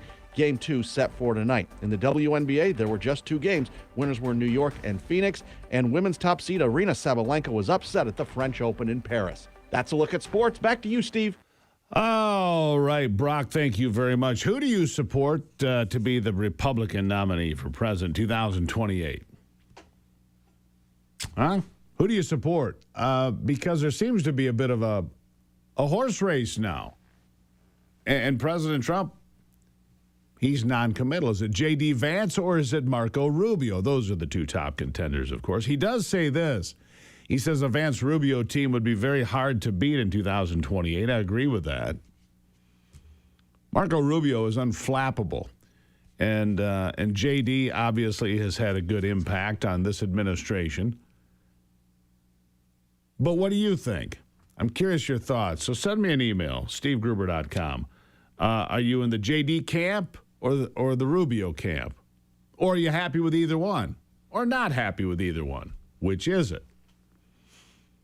To me, I think Marco Rubio has acquitted himself exceptionally well. The deal with Lebanon and Israel yesterday, another example of Marco Rubio's incredibly solid work as the Secretary of State. And refusing to get involved in politics. Say, look, the Secretary of State doesn't get involved with politics. I'm not here to discuss the 2020 election. Oh, you're a liar. You won't admit what happened. Stop it. It's not my job. It's not my concern. My concern is peace for America, the best deals for America. I think Rubio's done a fine job. JD has not been in the spotlight as much, but still an important part of the administration. So again, send me an email, stevegruber.com. What do you think, America? God bless you. Another hour straight ahead of daybreak after this.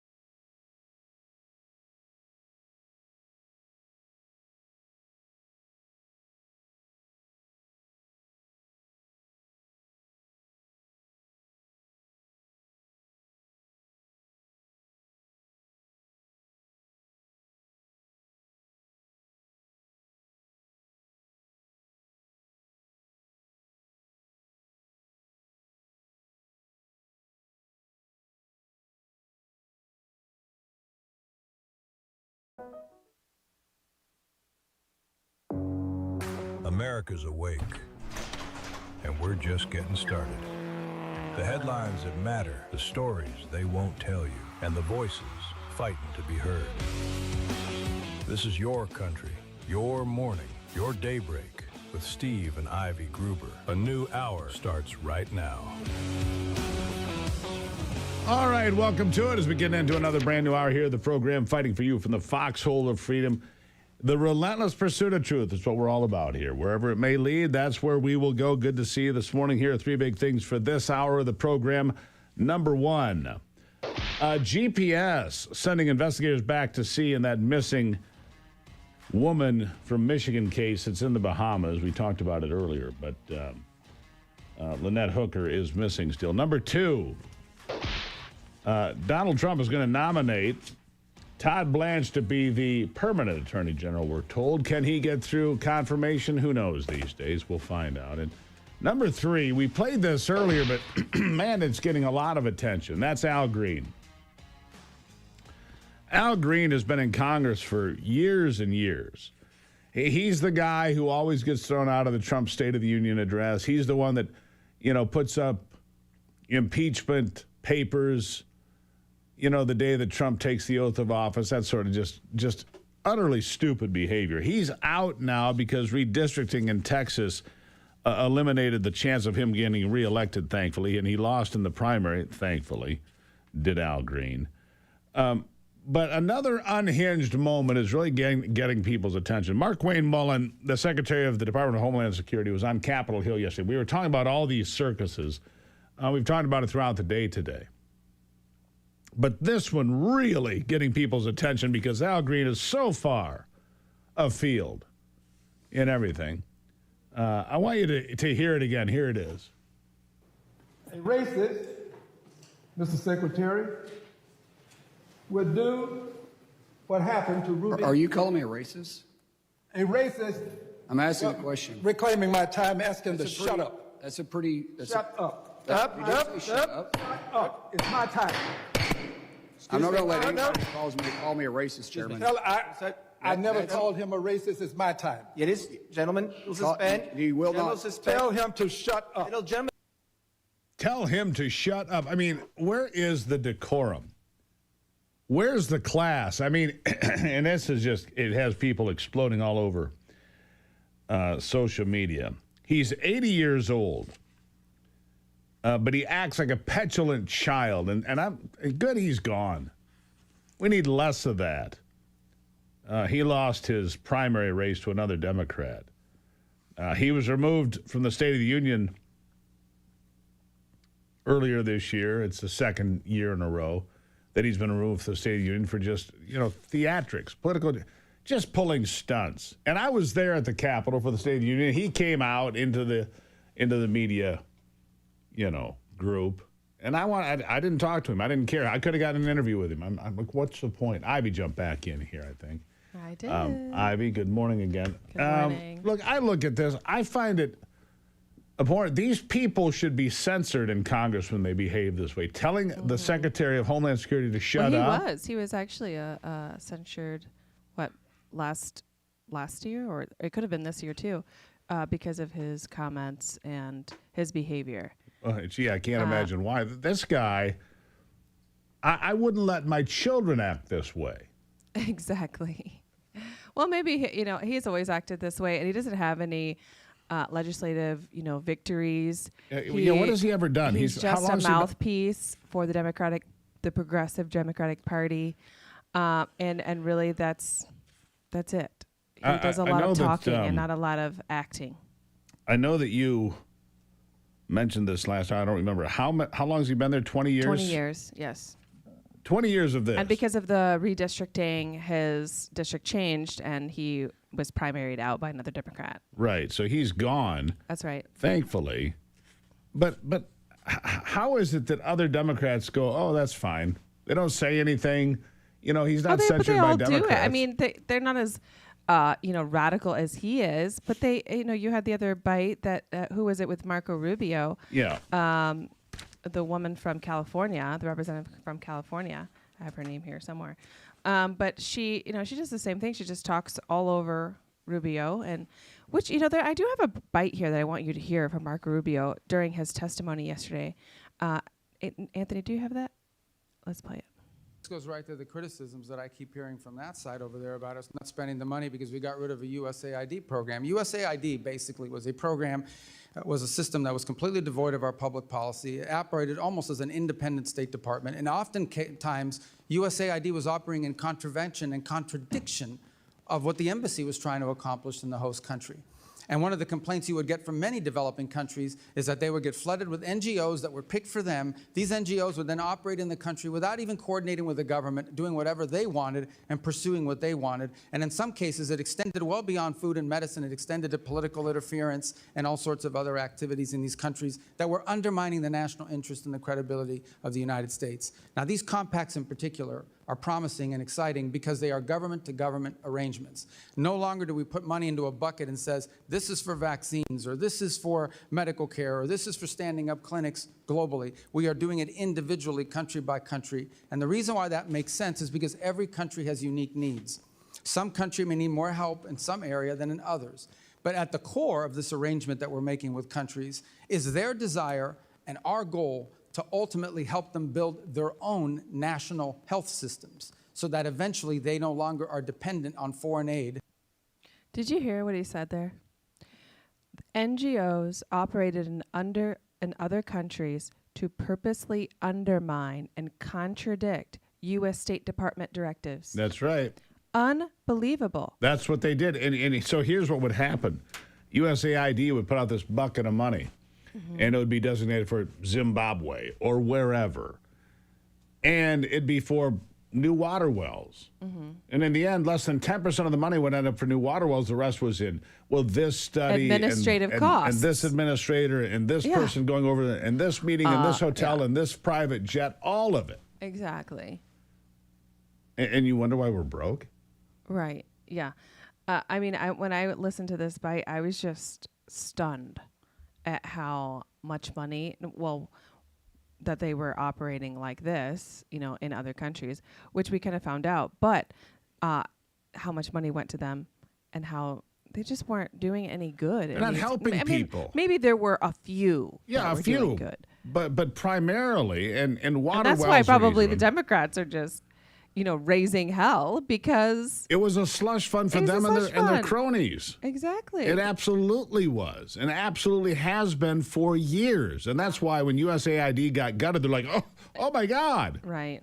And I just go back to then what I was talking about earlier, which is what has happened to living, a virtuous life and actually having honor in things. Yeah. And just being good and having integrity. But when you raise your kids to hate, and look, if you live in a house where somebody has TDS, and TDS is real. Yeah. And you raise your kids, Trump's this and he's that, and Republicans are racist and white. You raise your kids that way, what are you going to get? You're going to get a hater because that's what you have manufactured. Right. Anyhow. Good to see you. You're coming back later? I'm right here, next segment. Really? You're here for the whole time? I am. I'm so excited. Coming up later, the reason being John James, running for governor in Michigan, will be interloping on Ivy's normal time. So she'll sit tight and look great doing it. We'll be right back.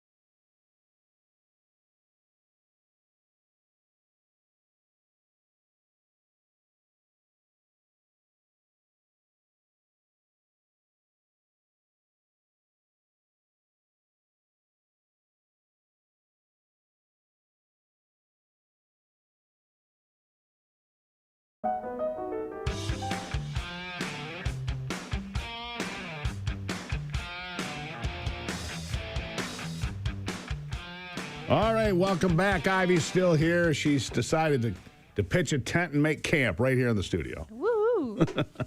She's all sorts of fired up today. I don't know why. Look, maybe she had too much of that 1775 coffee. That's right.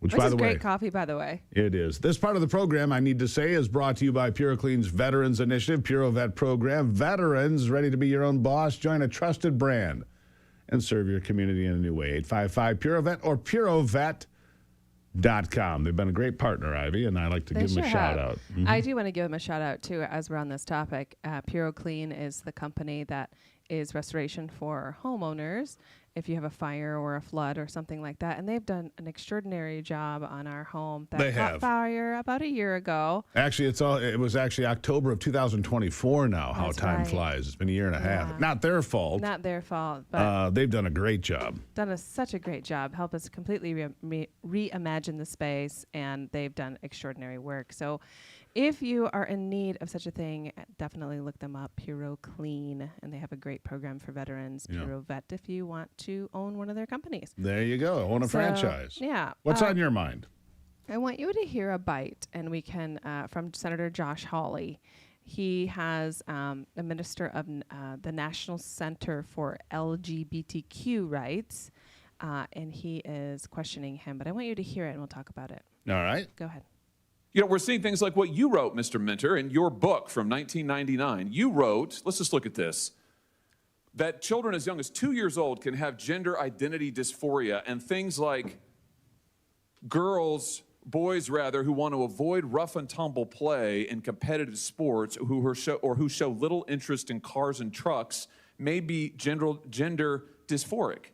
You said about girls, let's look at the girls poster. You said about girls that little girls who have an identification with powerful male figures such as Batman or Superman, or a lack of interest in dolls or any form of feminine dress, may have gender dysphoria. You're a doctor? You are quoting from the criteria from the DSM. You're a doctor. Those quotes are from the DSM. You're a doctor.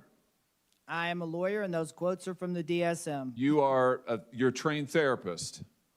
I am a lawyer, and those quotes. You're an advocate, in fact, is what you are. You're an advocate. You're an advocate for this ideology, and that behind me is outrageously ridiculous. The idea that a 2-year-old girl who doesn't want to play with dolls might be gender dysphoric is ridiculous.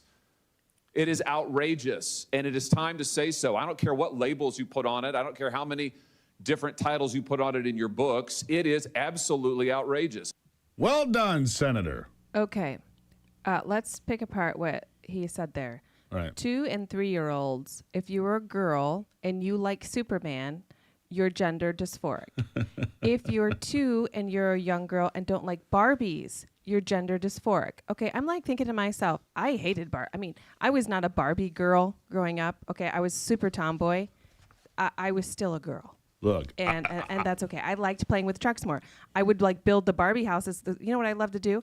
My sister was like, can you play Barbies with me? I'm like, oh my God, fine.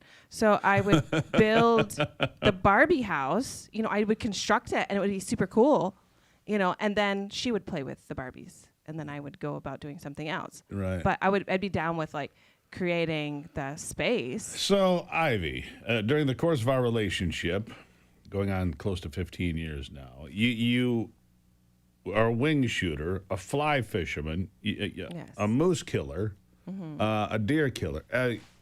Does that make you gender? Because that's generally men that hunt and fish, right? It's a man. It's a man's world. What was the other thing? Men looking up to men of power or something like that. It's yeah, okay. So what? That makes me want to be a dude? No. At 2 years old or 3 years old? No. Or if I'm a boy and I don't want to be rough and tumble, that makes me want to be a girl. This is how outrageous and ridiculous, this has gotten. And it's evil that, we have a group of people who want to mutilate children. And I'm like, why? Stop it. This is not okay. And if parents are agreeing with this at this age, they have an issue. That's child abuse. Yeah, that's it's a huge problem for the parents. Yeah. It's like, okay, really? Anyhow, what are your thoughts on this? I'm right with you. So you're a tomboy. All right. You like to get dirty and play in the creek and catch fish. I mean, I didn't, I was thinking about this. Doesn't change your plumbing. I was always a tomboy. I never really wore makeup at all until I was probably 20 years old, 19, 20 years old. And I remember my mom and I went to this restaurant that I just got a job at, pretty fancy place. And she was like, you might need to start wearing makeup, Ivy. I'm like, You're like, okay. really? But the thing is, now I love makeup. I like dressing up. I like being, pretty and doing stuff like that. But just because I wasn't for so many years doesn't make you a me dude. a boy. Didn't make you a dude. You didn't. You didn't say, "Hey, can I get that surgery?" Yeah, it's like it's okay if girls can be tomboys, and boys can be feminine sometimes. Sometimes there are more feminine that they like to. Maybe a little too much in this day and age. But it's, and I'm not saying that that's a terrible thing, but there are some. I've met some feminine men. I was like, geez. Anyhow. I'm with you, and I think Josh Hawley, I agree with most of the time, not always, but I think he's a former Attorney General, state of Missouri, and I think that he does a fine job calling out nonsense like that. And it is nonsense. Oh, my kid likes Barbies, must be a girl. No, dude, stop it. What'd you like playing with when you were growing up? What's your favorite thing? Killing ants. Really? Yeah, we did a lot of that. Okay. We would take firecrackers and blow up anthills. I could see that. Yeah, we did that, a lot of that. So what did you stick it in the hole and then run away? Yeah, you do that. Run. Or we'd find one anthill here and 100 yards away you'd find another one. So you'd take one of those old margarine dishes that we had back in the day, fill it with ants from this group and bring it over there, and they'd all go to war. It was great. We loved it. All right, cool. We loved it, yeah. So that's the kind of thing we did. Anyhow, Ivy, love you. Love you too. Good stuff. What do you guys think? Always want to know what you think. We love your emails. I'm a little behind this week, a couple of days, so bear with me. We'll read them all. Don't you worry. SteveGruber.com, the place to do that. I'll be right back.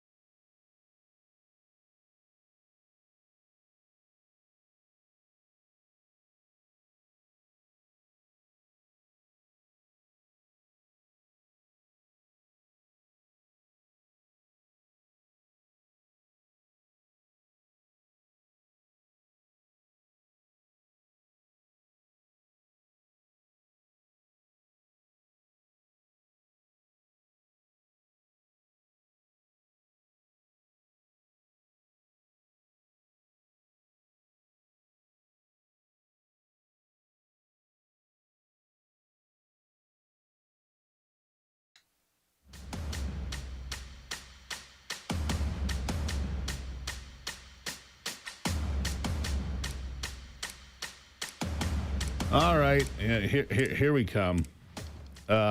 These viral people, right? They get in, they're so in pursuit of these viral videos. They do things that get them in trouble. This one, a content creator with 1.8 million subscribers, shared video of himself taking McDonald's into Cedar Point. Cedar Point, best roller coasters in America, my opinion. I don't ride them anymore because I get a little woozy now. My brain gets knocked around, and it's so large in my skull that it just, creates problems. Alan Farrell, attempting to eat McDonald's chicken nuggets while riding the Millennium Force at Cedar Point. He has been banned for life. Zero tolerance for inappropriate and unsafe behavior, they say. So, and they're owned by Six Flags now, apparently. Used to be independent, but everything's owned by everybody else now these days, and that's the way that is. So don't eat chicken McNuggets and make a video at Cedar Point because you will get a lifetime ban. You're out. But I wonder if he got enough viewers to make it worthwhile. He probably made money on that deal, didn't he? If he got a few million views, Anthony, they make money on that deal. Yeah, definitely. So How about we send you to Cedar Point with a sack of chicken nuggets and put you on Millennium Force, and I'll split it with you. Okay. Okay? Yeah, I'll go to Cedar Point. I like roller coasters and food, so. Yeah, there you go. Free food. But I split the take.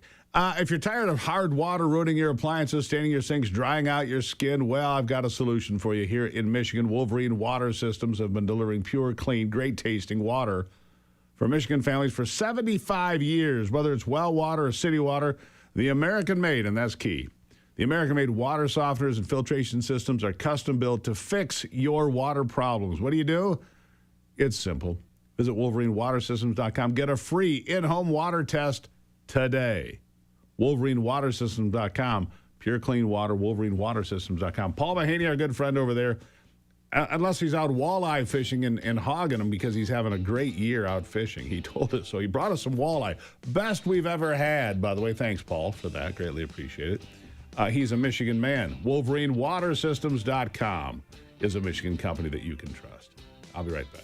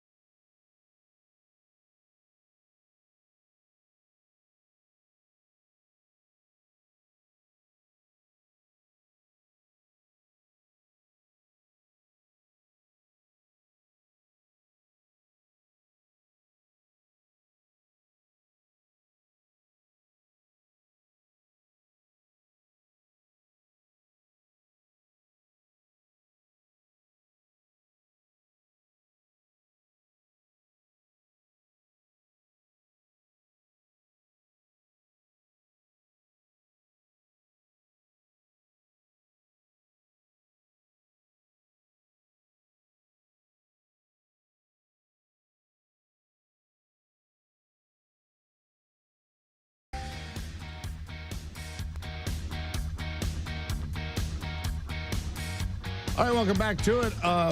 Election integrity. It's been a conversation ever since 2020, and for good reason. I mean, does anybody really believe that Joe Biden got 81 million votes? Let me just answer for the crowd. No, we don't believe that because it's not mathematically possible. And mass mail-in ballots are a problem. Let's just be clear about that. That's why other countries around the world do not allow for mail-in ballots, because they're ripe for fraud. That's why California cannot be trusted. Joining me is State Representative Jason Woolford of Howell, Michigan. It's District 50. Jason, nice to see you again. Yeah, glad to be back. I appreciate you.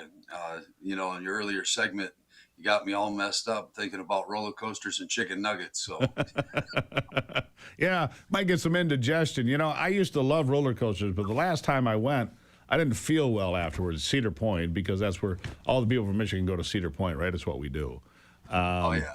Anyhow, don't eat chicken nuggets and do a video, because you'll be banned for life, just so you know.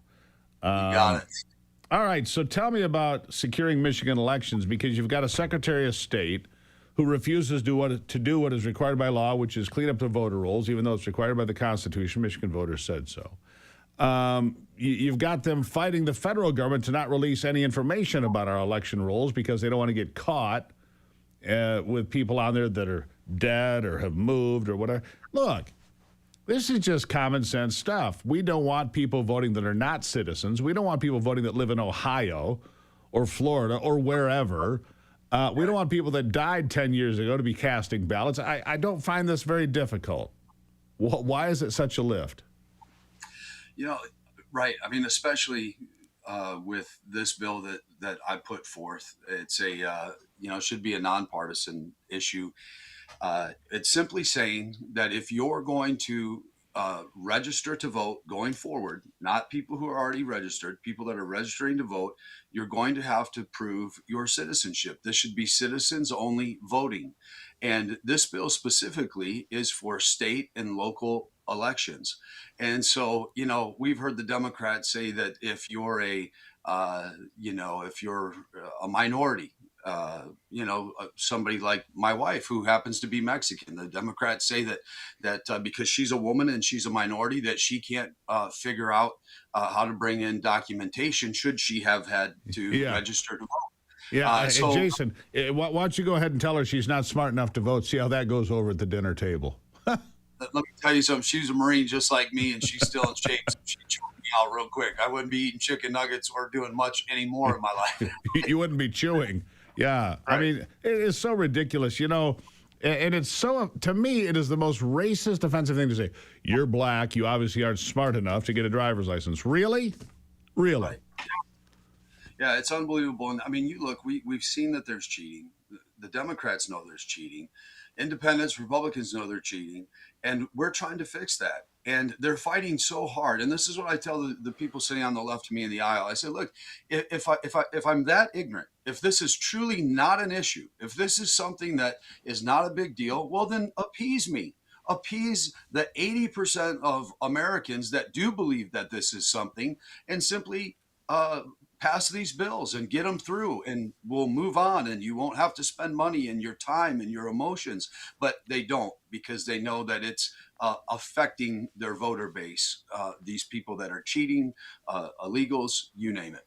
Yeah, and so look, when you look at the breakdown and we realize that you're not going to be able to get this through, I think we go the California route. Here is my suggestion, my humble suggestion.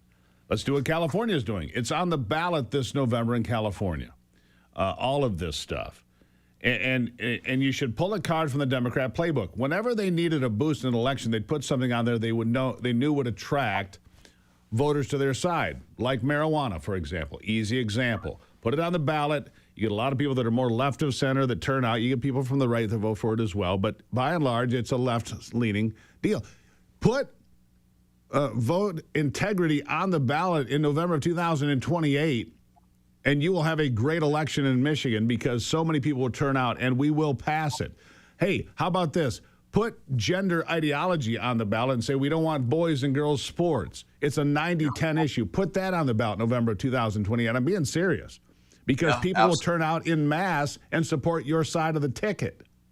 I love it. Yeah, absolutely. Both of those things need to be done. I know that that's being worked for the citizens only voting, and I would love to see that.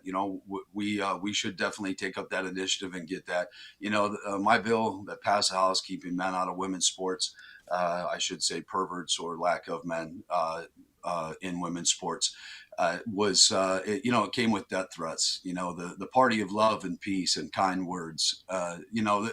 This party, this Democrat Party, has been radicalized. And, I hope that people see this work. Steve, you mentioned that, it may not make it through the Senate or the governor's office, but I'm hoping that people see exactly what happened yesterday on the floor, that we took up a vote to stop transgender mutilation for people 18 years old and younger. The Democrats voted against that. They voted against men and women's sports. They voted against citizens only voting. This is insane. And I'm speaking to those that are moderates, that are maybe Kennedy Democrats. We got to fix this, and you have the chance to fix it in this upcoming election. Yeah. And voting for Republicans, and then people like me in oversight can even hold our own side accountable. Should we need that? One more issue. It didn't make the ballot here in 2026. A lot of people disappointed by this, but in Florida they didn't wait. They're getting rid of property tax. In Tennessee, they're getting rid of property tax. If you own your home, you should own your home, your primary home, not an investment property, not an Airbnb, not a big commercial office space, but your home. And in Florida, they're doing it. What about doing that in Michigan? And we need to get this on the ballot. If it can't get through the state house, it needs to be put on the ballot, because Michigan will vote for that too. Yeah, absolutely. I mean, we've seen literally firsthand. This isn't a politician making up a story. When my wife went to pay our taxes, there was a lady who was there. She was old. She was a farmer. Her husband had been a farmer. He's since dead. And she wrote out her check, and she was like, "I'm sorry, I'm late." And then the lady took the check, and then she said, "This was for last year's taxes." And the lady started crying. And they own their land. This is enough on this. I know that Speaker Hall has listened to us, to the representatives representing the people of Michigan, we the people, and they want property tax relief. And I know that that's something that we're working on as a Republican caucus, and I applaud the Speaker on that and hope to do more and more as we go. Well, I think Matt's done a fine job in leading the 1/3 of the government you control. I do. I think you've gotten a lot done and accomplished a lot and trimmed back the spending and some other things. But more work can be done if more Republicans are elected in November, and I agree with you on that. Jason, always good to see you. Hey, great to be here. I appreciate you, and God bless you and your family. Thanks for everything. Thank you, sir. Greatly appreciated. From Michigan 50, that's State Representative Jason Wolford. Coming up, Congressman John James, running for governor in Michigan, is going to join me right here on the program. You don't want to miss that. We'll see what he has to say about a variety of things. Coming up straight ahead.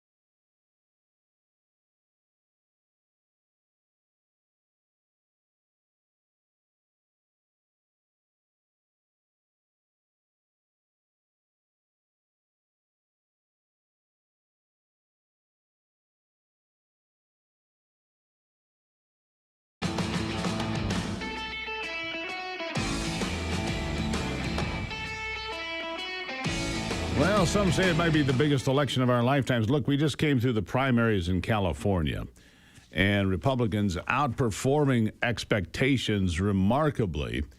Are they going to win the job of mayor in California? Is Spencer Pratt going to win? Probably not, but he did force a runoff with Karen Bass, the current mayor. First time in more than 20 years that's happened. Also, Steve Hilton coming out on top in the primary to be the next governor, but of course, a Democrat, Xavier Becerra, will also be there as we look at that race. In Michigan, a lot of critical questions up in the air.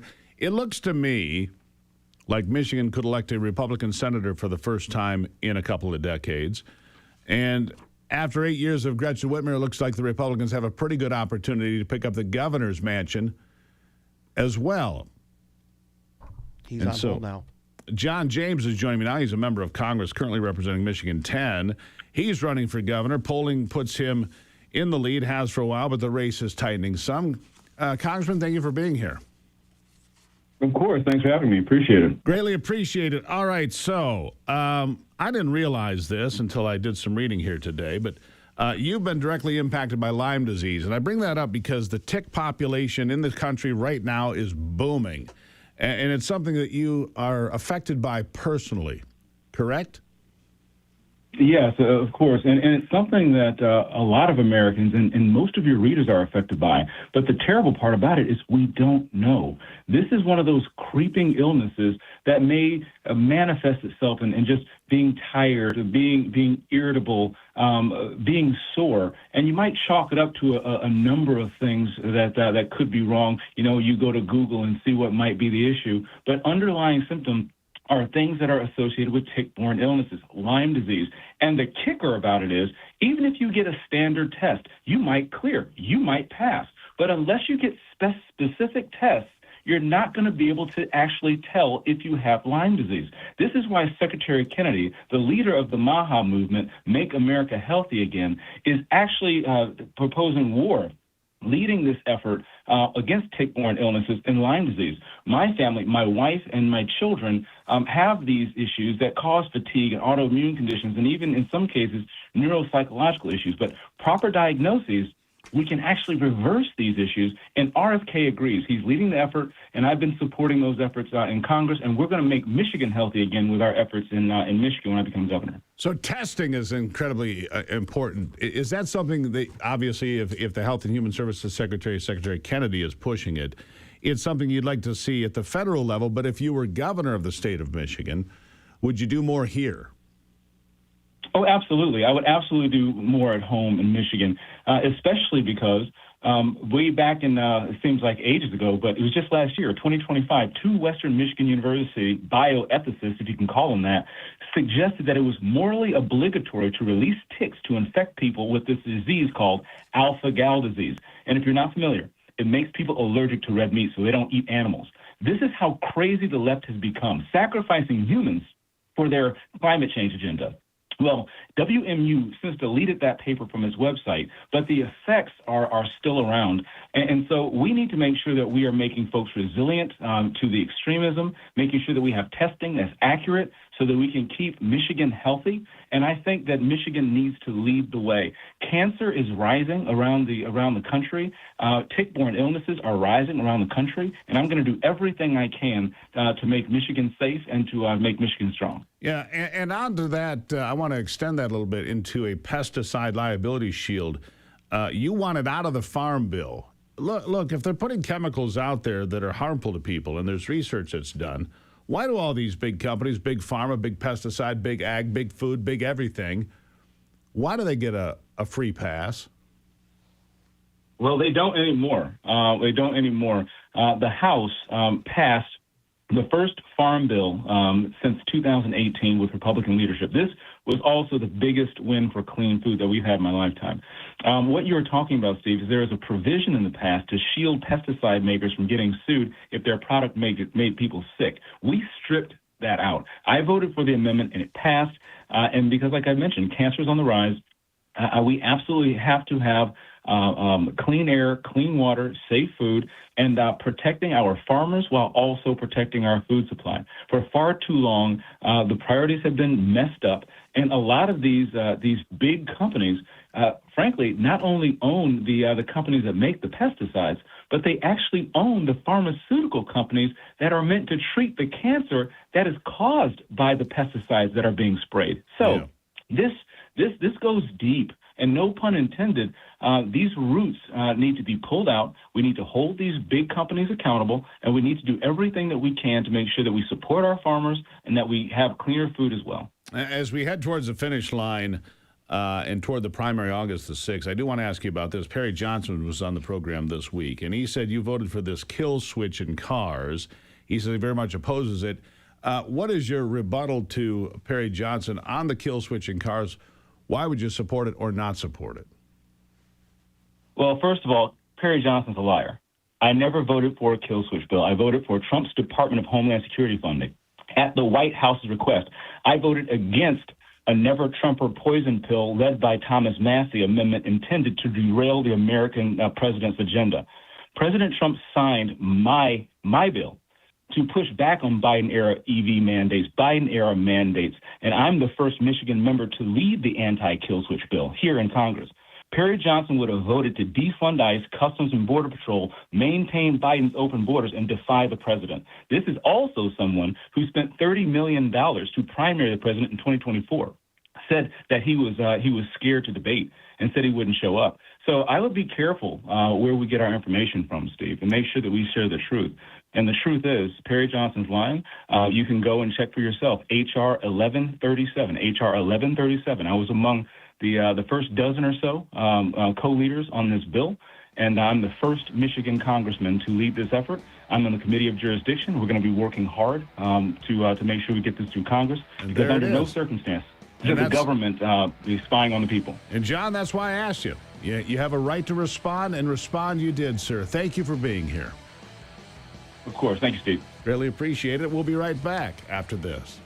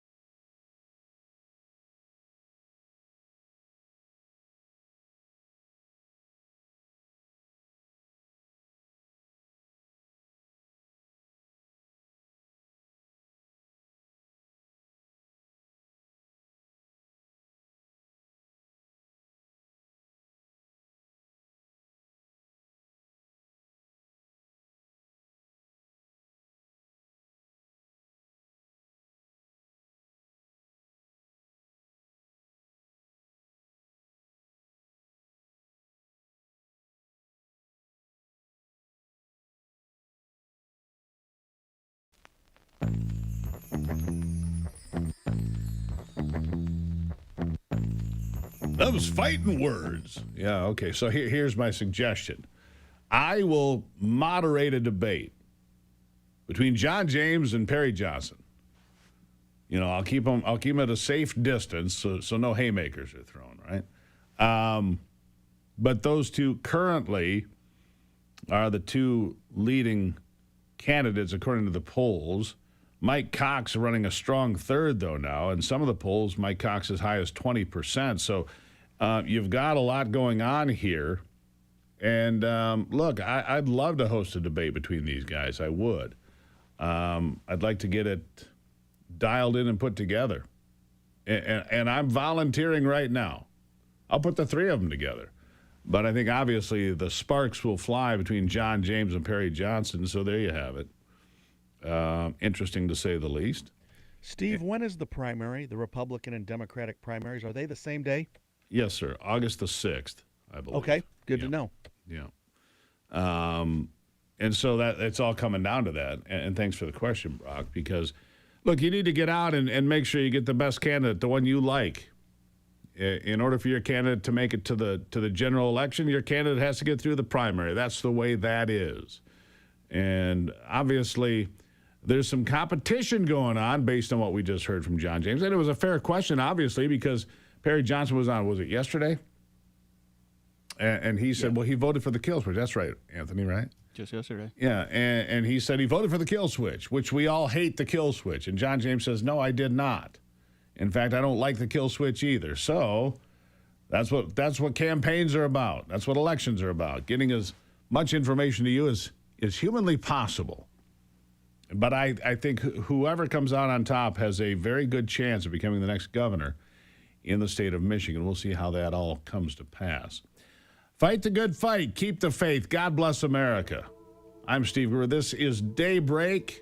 Love having Ivy here every day. And remember, only you can save America.